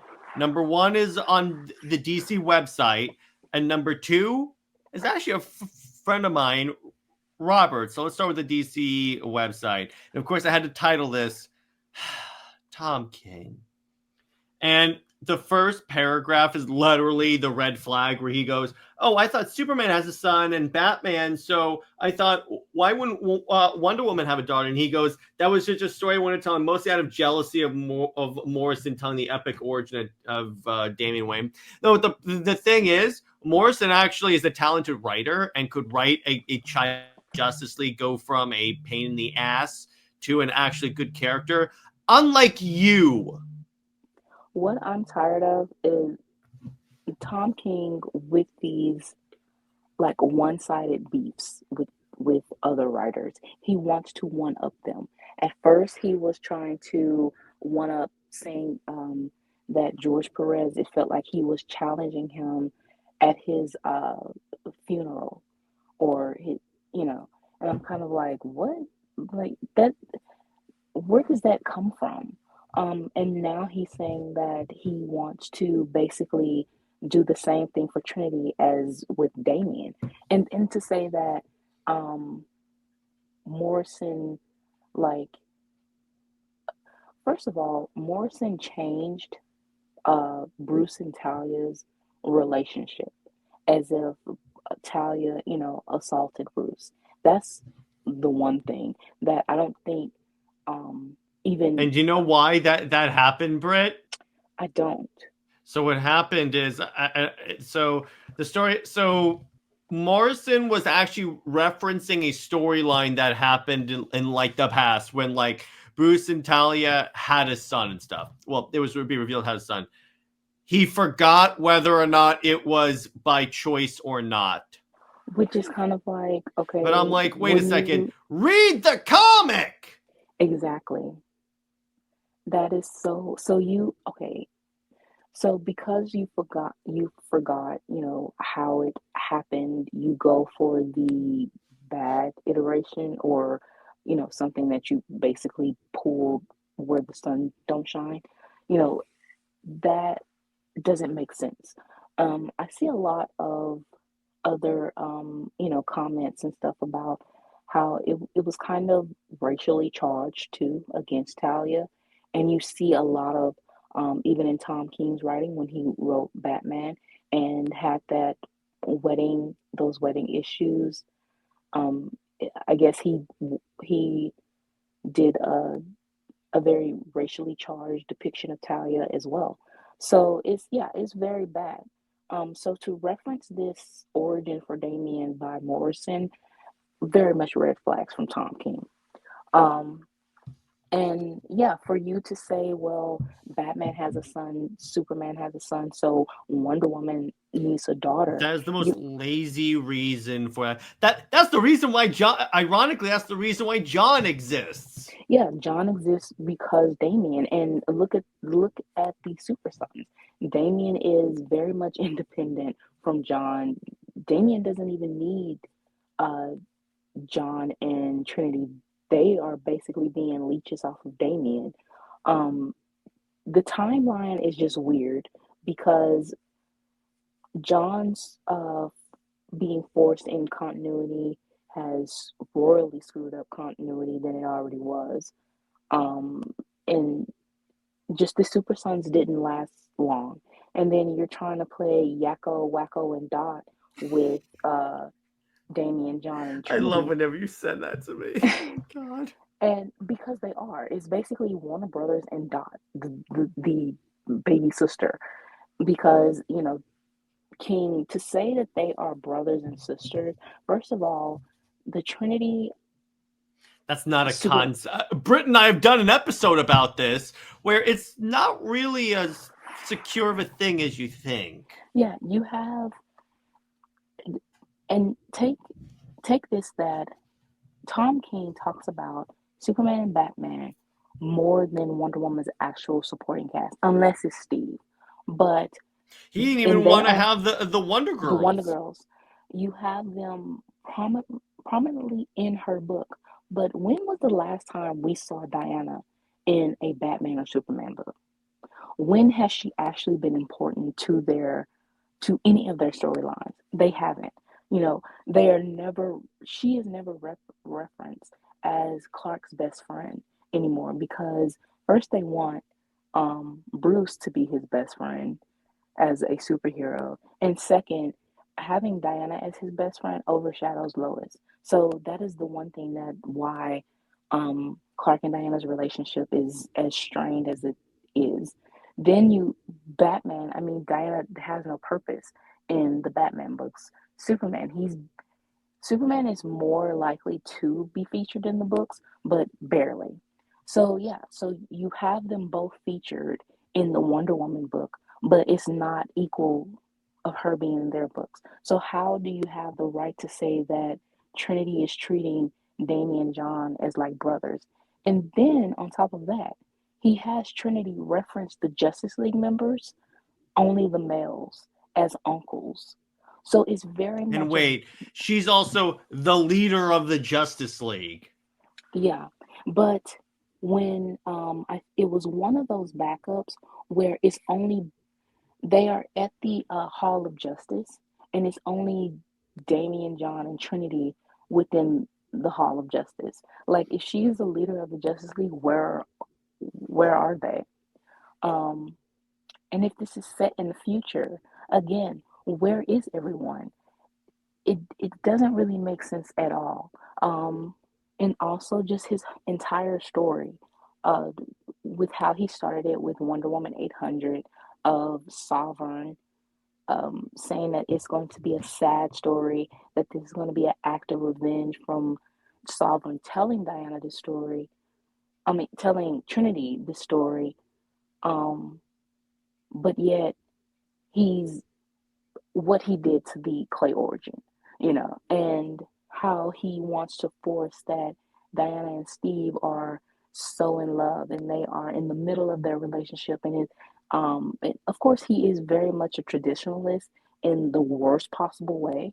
But if this is supposed to be something so um, loving, then did Trinity not know about Steve as her father? And why did she, even in her other one shot, she says that Steve is unmissed or she has an unmissed father? It's just, it's a lot of discrepancy within the story. Yeah, exactly. And it's one of these things. Okay, so this is what I think. Because through the interview that I did on my friend Robert channel, and we'll get to it more specifically, but I'm going to preview it. It did sound a lot like the backlash is starting to get to King, to the point where he keeps lowering the amount of issues that like the Sovereign part ends, and then he's like, well, these 20 issues were only from the Sovereign's perspective, so the next ones are going to be from Diana's perspective. And I'm like, dude, 20 issues? This is the problem. He writes like he's expecting 100 issues, and that doesn't work if you're trying to tell one story. You are not Jonathan Hickman or Grant Morrison when you can do that. Stop writing for a large run. Just write a self-contained arc. Right. And first of all, so if you're going to tell this story in a different perspective, you're going to start all over. Like, what's the point? Yeah, are you going to go back? That's my question. Are you going to go back to telling a whole story from Diana's perspective? Or I think what he means is that the next story is going to take place, is going to have Diana's narration. But how is that going to work? But none of this makes sense. Now, here's the thing. What King has to do, which he won't, because I have no faith in his writing ability of this book so far. Because if he were smart, what he would do, because obviously DC and him knows that there's backlash in the run. And it's kind of funny. They brought Tom King on the book because they expected his high profileness to be able to bring the book to new heights. Well, it did. New heights of controversy. But what I think is going to happen, I think he knows that his days on the book are ended. I think he knows he's not going to get 100 issues, or most of this run is going to be destroyed. But so what I think is going to happen is he's going to be removed from the book. I know that for sure. In terms of Trinity, luckily they can retcon out and make it like that was an alternate future Trinity. But even with the baby, I think he'll retcon it back so it's Emily's daughter. Or he'll make it, because if you notice, Cersei has not done anything in this run, and he did say in Robert's interview that there was going to be one it's just two characters that haven't gone in yet, and one of them is Cersei. So I'm like, just retcon that Cersei's daughter, so that, because here's why Trinity has to go, because of this crappy run. She is the face of this run. She is what they were advertising forever. She has become the poster child of this run, even her as a baby, because we know it grows into her. Right. And I mean, for you to, first of all, so the run is Trinity, but it's also this male dominance, though, of Batman, Superman, and the Super Sons, and Steve. Like you said, the Wonder Girls were not supposed to be featured in this run. Speaking of the Wonder Girls, he character assassinates them by having, this Navy ship was empty. I want to be clear on that. But he had Cassie strafing run a U.S. naval ship and crash the invisible jet into it. And then Donna Troy literally gutted Solomon Grundy. And I'm like, there was a different I was talking to Robert about this, and I'm like, Artemis probably would have done that, but not Donna. Right, but of course, for the thing is with King, he twists the characters for the plot, not have the plot be for the characters. Well, actually, Brit, you know what's kind of funny? Robert and I have a theory that originally these were going to be different Amazons. Like they weren't going to be the Wonder Girls. But when he got, I think DC came to him and said, you have to include the Wonder Girls. He was like too lazy to edit his story and change the characters. So he was like, okay, you know what? I'll just swap them in. All of the Amazons act the same. Yeah, I mean, to him, he thinks so because remember back in issue 4 when the Amazons were very hostile towards the kid with cancer and was like he needed to leave the island. Wait, Whether it's speaking on that, why is Wonder Woman visiting a kid that has cancer when she's being hunted by the U.S. government? yeah, this again, the run is you have to turn half or majority of your No, brain off you for have this to run. turn about, I'd say 98.6% of your brain. Yeah. Um, one more thing going back to the clay origin. Mm-hmm. Okay, so what I want to talk about that is that first we already covered how he said King had he wrote that for Steve that Diana was created or she was prayed for or she wasn't for Hippolyta, she was for Steve. Number one, that's basically saying that a woman is the property of a man. That's one thing of not very feminist and very misogynistic. Um, Second, for you to have her create a child for a man and use the clay origin. The clay origin was first if you reference Perez and what that meant, and also we talked about that with Jid too, of how Hippolyta suffered through a lot of pain, and her only wish was to be a mother, and how in the 2009 Wonder Woman animated movie, Hippolyta gave birth to a monster in a sense, and how that basically emotionally damaged her. And Diana was basically like that purity, for her. And then you reference Perez of how of um, Hippolyta and Diana being the souls of a mother and her unborn child who were murdered, and again she felt empty and all she wanted was her child. Then for just the original pre-crisis, golden age, Diana was created to be the champion or the representative of Themyscira for the outside world. That is what the clay origin means. It means to have female empowerment, and for it tells a story of a woman that struggled through her own pain, through men being abusive, men putting her down and everything. But then she triumphantly came out of it, and she created this child of purity and beauty. But for King to use the clay origin to say that, oh, Diana is grieving over a man. I'm going to make this about a man and it's going to be his legacy. Whether you gave her the Prince last name, and first of all, even though Diana does have the Prince name, She at hasn't certain points, used it in many years. yeah, it's not really used and it's not exactly her last name. It Mm-hmm. isn't, it's not.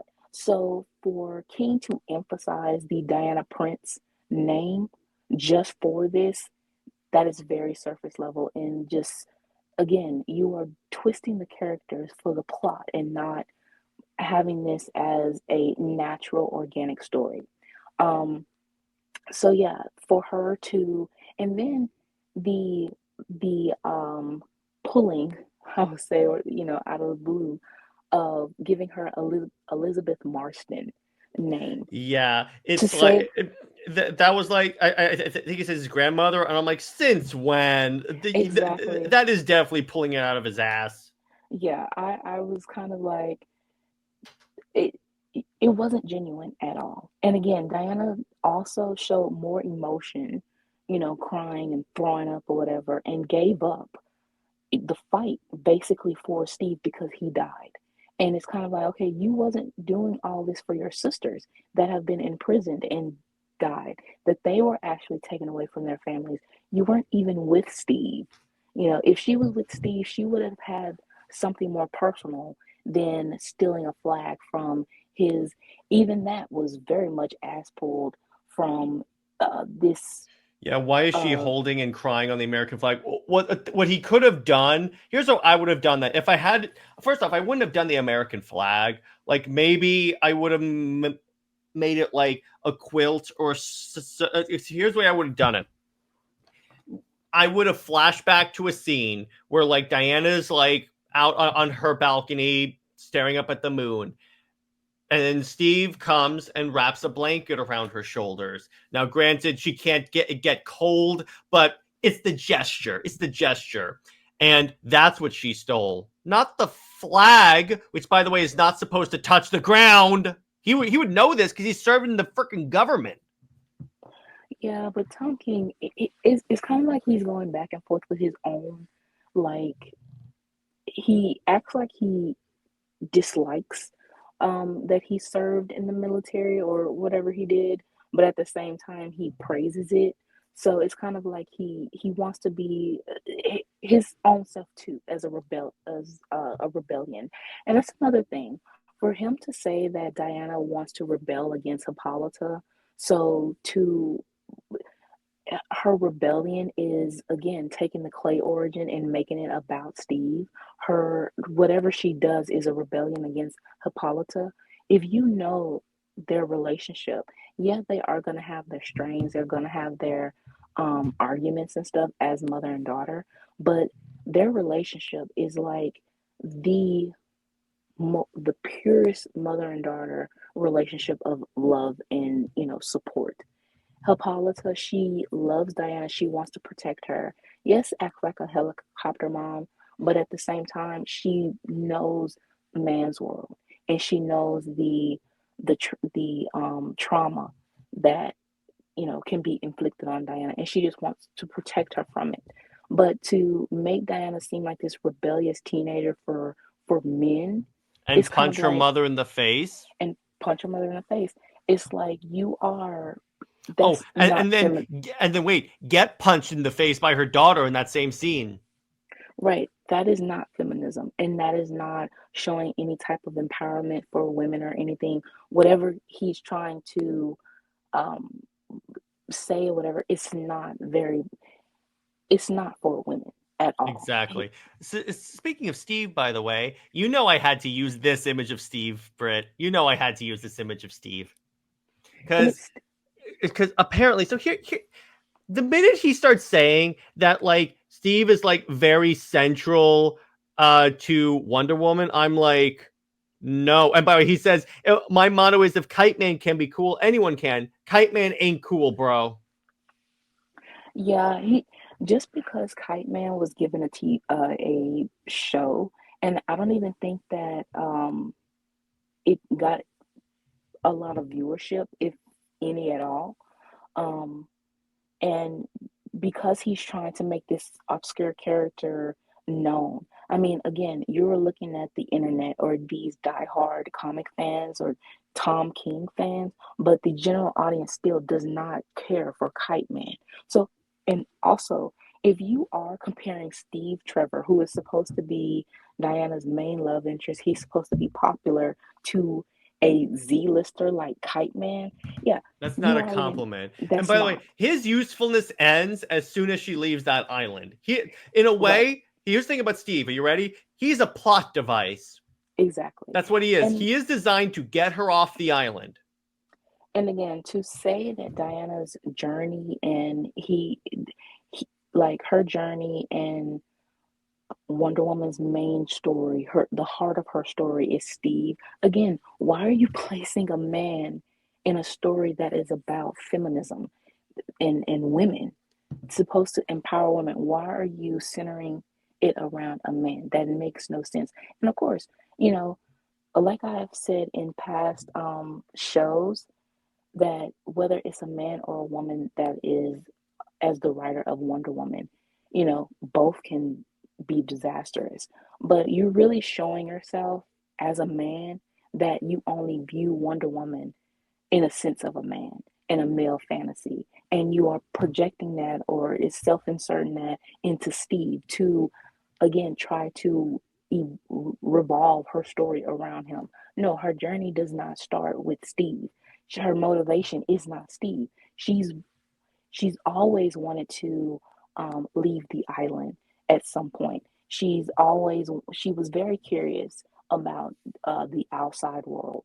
Um, you know, so no, Steve was, like you said, a plot device for her to leave the island. But even still, in Perez, if he actually read it, Diana had already became Wonder Woman.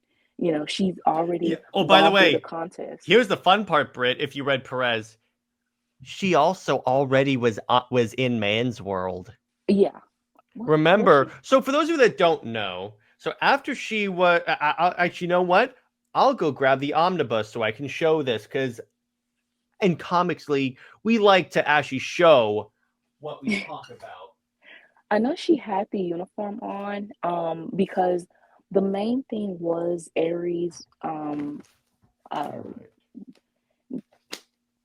Ares was, on the attack of Men's World, and they needed a champion for the mascara.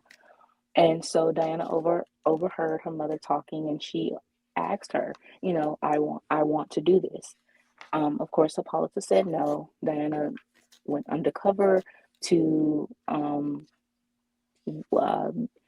enter the contest. Of course, she won it and revealed herself to be um, the contest winner. All right. So what happens that after that, there's like a storm. Steve crashes, and then before she she bring. I think the way this order goes is hang on. So I'm trying to actually find this. Okay, so she picks up Steve. Hermes brings her to Man's World, and then she drops him off at the hospital, and then that's where she meets Julia and Vanessa. So she didn't even need Steve to get off the damn island. Exactly, because she had already been chosen as the champion. So it's kind of like, again, if you read Perez, but the thing is, this is what Tom King wants to do. He wants to challenge these past writers and think that he can do better. And his do better for Wonder Woman is making it about Steve. And no, unless you are a male reader at some of them, and I've seen it, those are the only like readers who are praising this. And Yeah, or it's for someone that doesn't read Wonder Woman. Anyway, yeah, or more accurately, it's just someone that reads every book that Tom King writes and thinks he's the second coming of Alan Moore. He's not. Anyway, so then we get to my friend Robert's interview. And by the way, I'll leave the link to this full interview in the video description. So I do encourage you guys to go watch that. So the first thing is like, so Emily is a red herring. I don't believe that for a second. The second part is the whole story is full of red herrings to make it up to 100 issues. Yeah, so I'm like, if you're trying to make it to 100 issues and you fill it with a bunch of red herrings, that's not a good way to write, bro. and can I say one thing? I can't stand that image of Diana. Oh yeah, where apparently Diana's back to being queen of the Amazons. I'm like, where's Nubia? So you took the crown away from a person of color. Oh wow. Yeah, we don't know yet, concretely, but in Trinity's future, yeah, Diana is referenced as queen. So yeah, it seems like she's going, which again, honestly, it really shows that Tom King's run or whatever is so in his own corner, because again, Damien and John are doing like different things, and the way they are depicted in in King's book, they supposed to be like the same age or a little bit younger as babysitters, but you see John is like a full grown, it looks like he's about 20 years old now, within whatever book he in. And then Damien is doing his own thing with Batman and Robin, with Flatline and whoever else. Well, here's the thing. Um, Even with those backups, the other problem is that at least the way Ortega draws them, they look younger than they actually are. So right, how you gonna retcon if that's true? How you gonna retcon that John now has been a older brother to Trinity? exactly. He's going to be he's already like 20 years old. So by the time he is 40 or something, you within whatever within Wonder Woman 800, if this is supposed to like link up to that story, John is in his 40s. Why is he like running around with a 19-year-old? Mm-hmm. That just doesn't make sense. Um, but yeah, this image of Diana, it doesn't look very like she looks like a villain herself. Yeah, she's angry, but she's angry because a man died. She's not angry for her sisters or anything like that. And the way she's holding uh Trinity, it It's not looks like very like affectionately.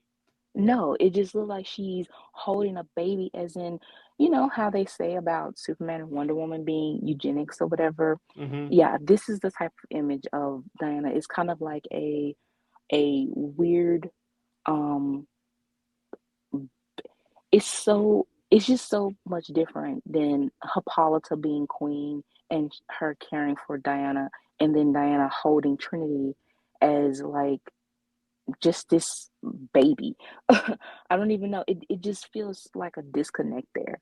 But yeah, to say that Emily was a red herring and it's always been Steve as the father, first of all, again, people already had an issue with Diana having a father for Zeus, and they feel like no Amazon should have a father. And honestly, that makes sense because of, again, what the Amazons dealt with this male dominant narrative, with, you know, that is why they left the outside world, because they don't want to have this certain control of a man. Um, but just the way Tom King wanted to introduce a child of Diana. And then again, he's not saying this is the child of Wonder Woman and Steve, or, this is, he's just keep referencing Trinity as solely Diana's daughter, you know. And it's kind of like, well, what was the point of having Steve? It's because you wanted to connect him to have him have relevance. And he also wants to, like I said earlier, as a traditionalist, he wants to solidify these traditional couples, and he ruins them. He ruined Batcat for a while, um, and now even Until Zdarsky brought them back together, by the way. right, I love where he thinks that Diana and Steve are in the middle of their relationship, and I'm like, but he's dead, and first of all, he wasn't that they weren't together for years before your run. right, but again, he is a traditionalist, so he is going to ignore um, any other type of development That's or not even tradition, relationships. because if he read the Perez run, that didn't happen. Right, but again, the thing is, King reads to do the total opposite. That's Mm-hmm. basically what he's doing. Um, yeah, and it's awful. I love what he said. He wants to evolve the clay origin, and I'm like, it doesn't need to be improved, bro. You don't need to improve it No, at all. Stop it. his improvement is having a man Mm-hmm. involved. That's what it is. And again, it's very much showing how much you are thinking like a man with writing Wonder Woman. And he also said how Wonder Woman is a challenge. I was about to bring that up. Yeah, because her continuity is discombobulated, and it's hard to write anything for that for that matter when he doesn't know what to write. It shows, bro. It Yes, really shows. it very much shows that for King to be self-aware and for him to basically admit that if it is if it's hard for him to write, if it's a challenge, that means he doesn't know what to write. You need to get off the book. You need to If have someone. yeah, if you don't know what to write about this character, don't write the character. Right. And he also did not bring up anything about the Amazons. Watch how much you want to bet it's gonna be a footnote. Yeah. I mean, even here, you know, where are the Amazons? When Yeah, you notice Diana there's no Amazons there? when Diana was created, the Amazons celebrated, Mm-hmm. Diana's birth. And Hippolyta said this is our child. I mean, yeah, Hippolyta said this is our child. But with Diana, you only first of all, she's seeing monkeys in the tree or whatever, the saying goddesses in a tree, I mean princesses in a tree or on the Mm-hmm. bed or whatever. Mm-hmm. And first of all, it sounds again, how nursery rhymes are already weird and like when you dissect them, they are basically horror stories. Okay, the way Tom King has this and saying that princesses is on the bed or whatever, first of all, saying princesses on the bed is just freaking weird. Second, It's Tom King. It's supposed to be weird. and the way he has Diana is kind of like she's singing this in a horrified way. So yeah, she's very much in The her other in thing just that I thought was kind of weird, and based upon the art, previous pages to this, when she picks up Trinity, her face is enshrined in shadow. yeah, it's kind of like Diana Why would her face be in shadow? because she isn't happy. Like she has Or this. again, so Brit, here's a point I made. Remember in that story Who is Wonder Woman when Cersei was impersonating Diana? Yes, That's what I think he's trying to red herring hint at.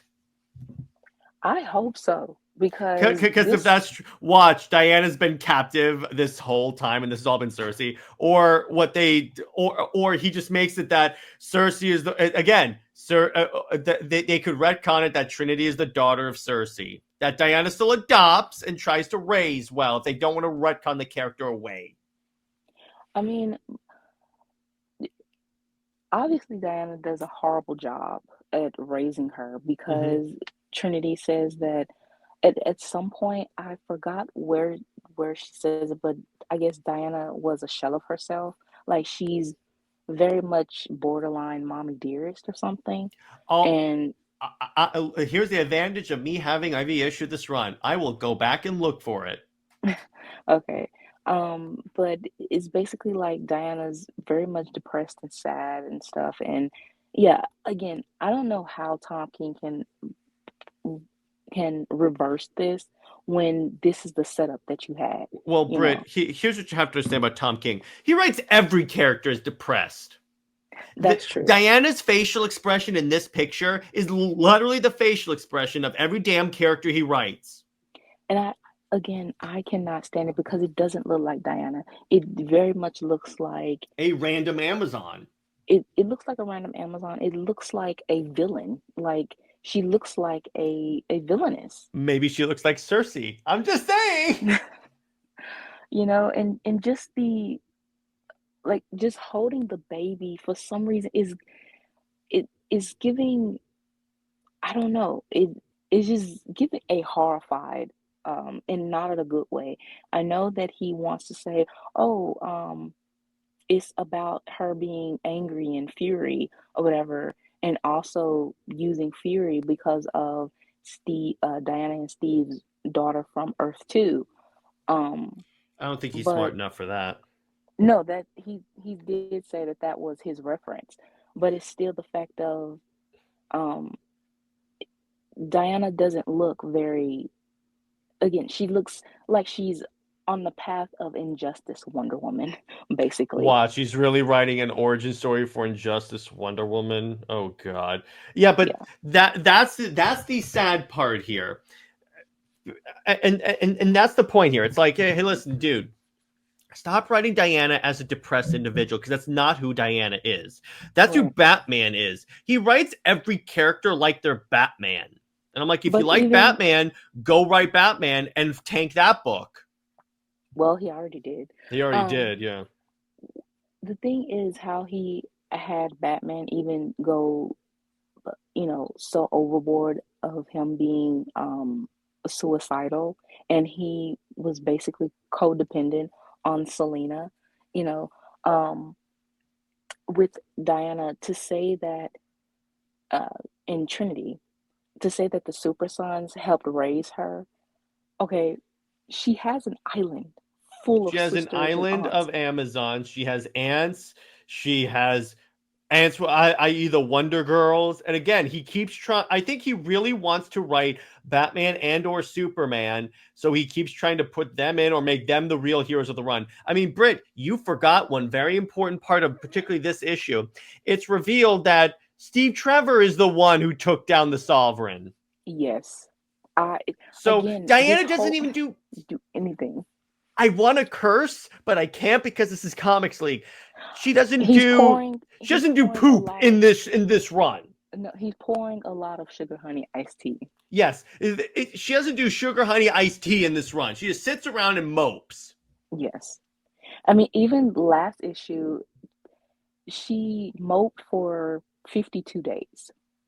Mhm. Oh, by the way, in addition, so we saw the Wonder Girls. You know, he has Yara robbing a bank. Yeah, I know Yes. it's like a bank associated with the Sovereign, but optics wise, it looks stupid, bro. Yes, it does. I mean, again, Tom King is twisting these characters for his plot, for his contrived story, but it doesn't serve the characters. It is really just making these characters look bad, especially Diana. This is not a run that I would recommend giving like your younger sibling, a sister or a daughter. I really don't. Because again, for him to write a mothers and daughters um short story and have the daughters disrespect their mother and punch them, no, no, I that is just something that you don't do. That's something even young Diana, because someone tried to justify to me that's like, oh, she's going through a teenage rebellion phase. I'm like, No, Diana never had that. It's established. Whenever we see her as a kid, she would never strike her mother. Diana is was very much a happy-go-lucky. She was very adventurous, curious, She was a little, mischievous, got into a little trouble, but it was very lighthearted.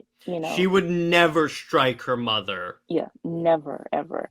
And even with the to use the bullets and bracelets, to use that scene, okay, again, if you're referencing Perez, that is not how that scene goes. Yeah, Diana, like under any circumstances. You know, it's kind of funny, Britt. I said this to my friend Robert. It's gotten to the point. I would rather have Jeff Johns write Wonder Woman because at least you would act happy. yeah, something. I mean, Because like this way, short of that one scene in Justice League where she goes, "When I deal with my villains, I deal with them," she acted like Wonder Woman in that Justice League run. yeah, I Tomasi and King stay miles away from And Diana. just think, King is involved in the DCU, and you know they're going to try and involve him in any Wonder Woman projects.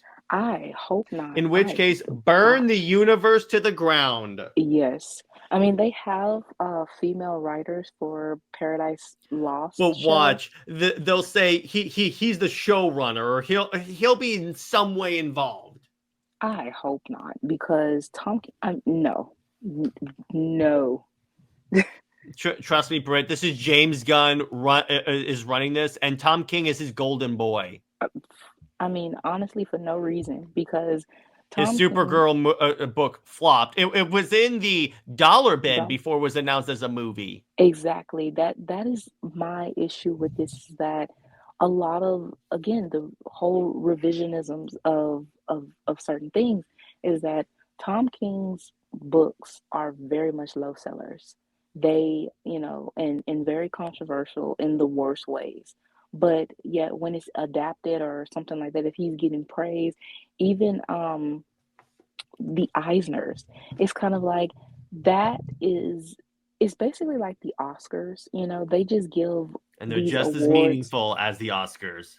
Yeah, they are giving these awards to just anybody. It's more so like a popularity contest. Even if it is sugar honey iced tea, it's they will still give it, like I said, because it's a popularity contest. And that is just like that is why we don't have um competent writers and stories that are truly meaningful. Exactly. So, yeah, so that's Superman and Lois and Tom King's Wonder Woman. Let's hope that it's because my prediction, all right, because at first, so my prediction on the Wonder Woman run kind of evolved a little bit. Originally, I was like, if he does the whole Diana's gonna like say nothing he said happened, so I'm gonna tell you the full story, and it like retcons out a lot of these like stupid like Wonder Woman punching her mother remarks. Maybe he'll get people to come back, and then maybe the run can last to like issue 50. But honestly, A, I don't think he's going to do that, and B, even though it's going to be from Diana's perspective, I guarantee you he's not going to revisit the story of the past 20 issues for 20 more issues, but to tell it from Diana's perspective. That is the worst thing he could do. I mean, he might, because again, he said that Diana is a challenge and he doesn't know what to write. So I'm pretty sure he Well, probably will let me do this way. so. At my point, I think it's too late for him to get enough people back on the run because with the fandom he needs to get, because his fans are going to buy his books no matter what, and obviously it's not enough because the book is because Brit, correct me if I'm wrong, but both in terms of ratings and in terms of sales, the book has been trending downward. That's, yeah, true. Oh, So another thing. real quick. So my point is, if this keeps doing this, and okay, if you don't take anything else from this segment, buy the crap out of Absolute Wonder Woman. Because here's the thing, Britt. I'm going to tell you a story for Marvel. So they brought on a writer named Zeb Wells, and they basically made like what's known as the worst Spider-Man run ever. It just happened.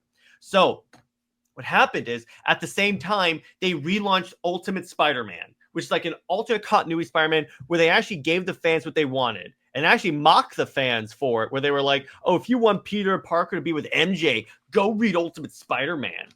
The fan And they base actually did, and it was like the #1 book for so long.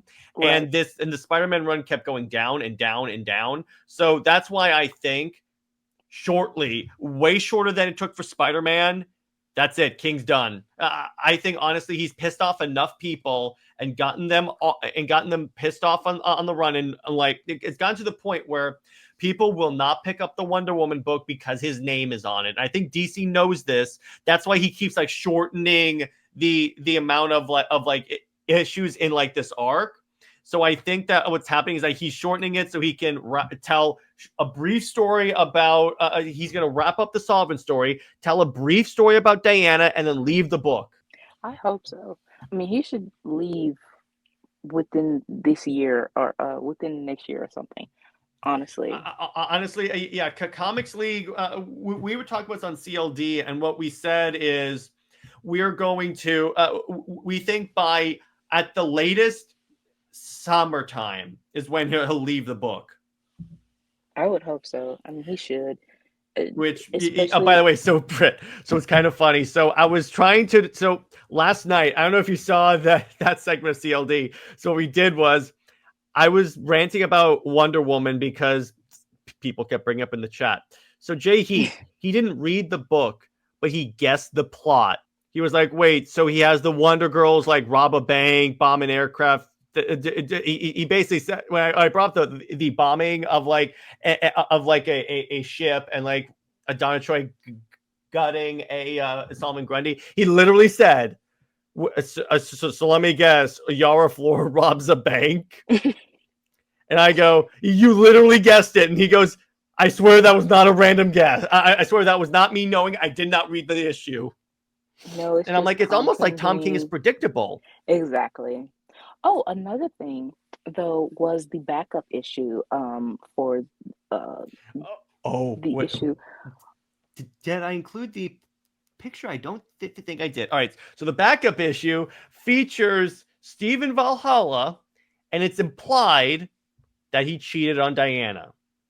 Yeah, it's it's very much ambiguous, but at the same time, with the imagery that is, shown, it's like he's on the bed, and you have the woman that's naked, and she knows who he is. She's asking him, like, obviously they very much know each other.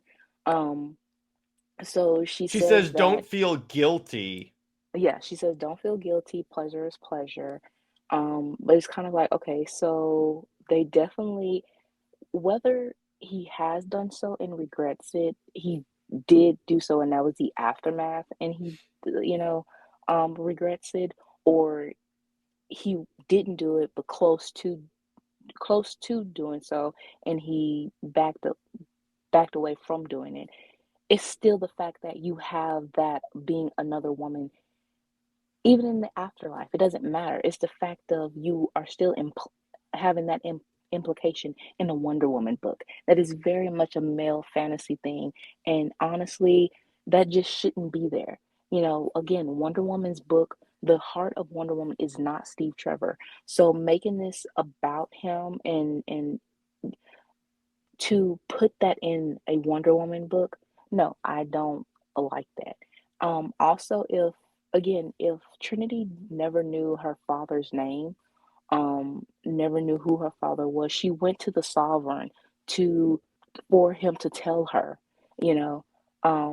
Obviously, whatever type of love, this true love story that King is trying to push for Steve and Diana, it's not there, you know. Mm-hmm. It He didn't also, happen. yeah, it didn't happen. And also he says that Trinity has a mini series, and within the mini series is going to screw up continuity. So Yeah, I'm like, oh no. it's probably going to be like how they screwed up continuity for John, So yeah, it's not very smart to do. Okay, here's my other thing. What if the screwing up continuity or like screwing with something with continuity? What if DC is making him use the series to retcon Trinity out? Well, that was the same thing they pretty much did with his mini Batcat mini series, Mm-hmm. or maxi series. It was basically him trying to force that, to have the Helena to show like a flash forward or the future, to show that they are married. He even said that issue 85 was them married. They just wasn't married on paper. So he tried to force the marriage and everything on there. And no, they're not married. They're not technically married in a sense of you know, continuity for DC. Uh yeah, so whatever he tries to force, yeah, DC is definitely going to have a loophole out of it. Yeah, because here's the thing. They have never because here's the thing. I get that because again, it's like she is the poster child for this run, and DC because when DC cancels a book, because actually, Brit, here's a perfect example. I'm gonna say his name. When Bendis left Superman, they pretty much, short of John, here's why so what happened is when Bendis left, they undid pretty much everything that man did to DC as a whole. They couldn't undo John because John actually got more fans. Even John went from having very little to some fans. So really, it doesn't. So it's like, but with Trinity, she has less than that. So what I think is going to happen is that there's going to undo everything. And that's good. I mean, as long as they have a loophole out and not stuck like they are with John. I mean, look at John. He doesn't really have a story. He's they are trying to find his place. He doesn't even have a place in the Superman books anymore. Action Comics, I don't even think he has been referenced in Action Comics at all. Even with the Mark Waid story right now, he's very much a background character, and Mark Waid is his favorites are Keenan and Connor. In the Superman book, Williamson hasn't really shown any of the other supporting cast for Superman. John, even the Super Twins, they aren't even around at all. Yeah, I've never seen since Johnson left the book. They're gone. Yeah, so definitely the I think Johnson, whatever he's trying to do, he did say he was going to reference John in the Batman and Robin book. He is, of course, because they are his pet characters, he will try to put them in a book, the twins. But yeah, he's the only writer that cared for them. But other than that, that will be pretty much the same thing for Trinity, is that the only writer that cares for her is Tom King, as of course his own pet character.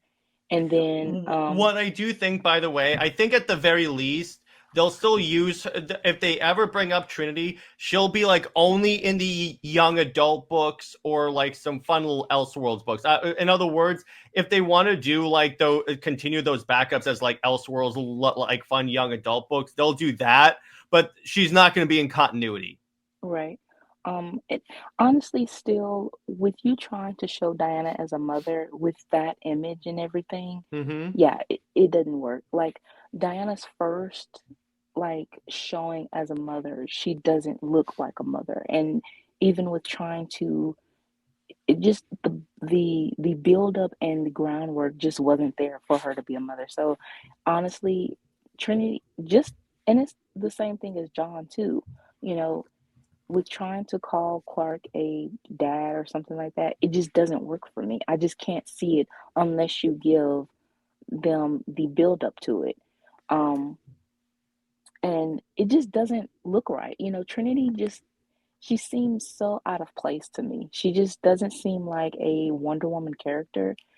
She doesn't just seem like Diana should be her mother, or, you know, so it really did feel like, okay, Emily would have been her mother, you know, but Tom King, again, trying to make everything revolve around a man, he retconned his OC himself.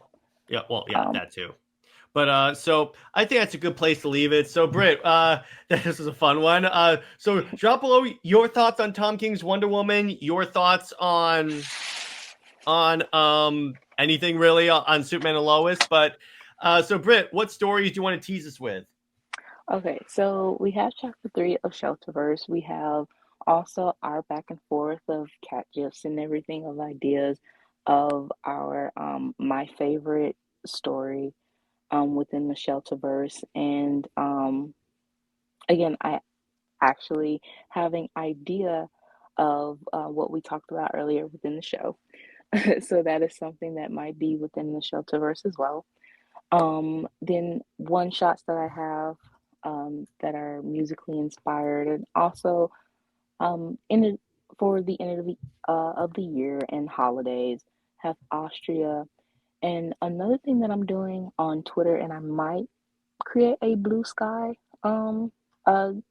page, but I'm doing threads for a little bit more of my commentary on Tom King's Wonder Woman, and just any topic.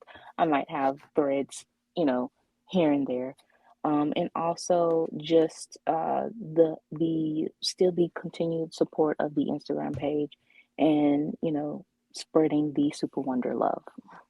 Exactly. So for me, in terms of like, by the way, so in next week's episode, ladies and gentlemen, will be another live stream. We'll be doing another couples comparison, only this time from the suggestion of Discord user Zale Xavier Zhao. I apologize if I'm mispronouncing that, but we're going to be comparing Superman and Wonder Woman to Hyperion and Zarda from the Squadron Supreme. So, Yes. Super Wonder and Marvel Super Wonder. Basically. And they actually have a little bit more of respect, it seems. Oh, they do. Trust me. And I'll give you a list of runs to read. But anyway, in terms of Comics Day, the one thing I'm going to bring up is that I'm going to put out a video on Wednesday talking about the problem with Trinity. So we'll be going on that. I may update it. If I've already done that one, I may do an update on that. But anyway, stay heroic, everyone. Remember, Lois Lane and Trinity are lame. Zois and Max about for life. See you later.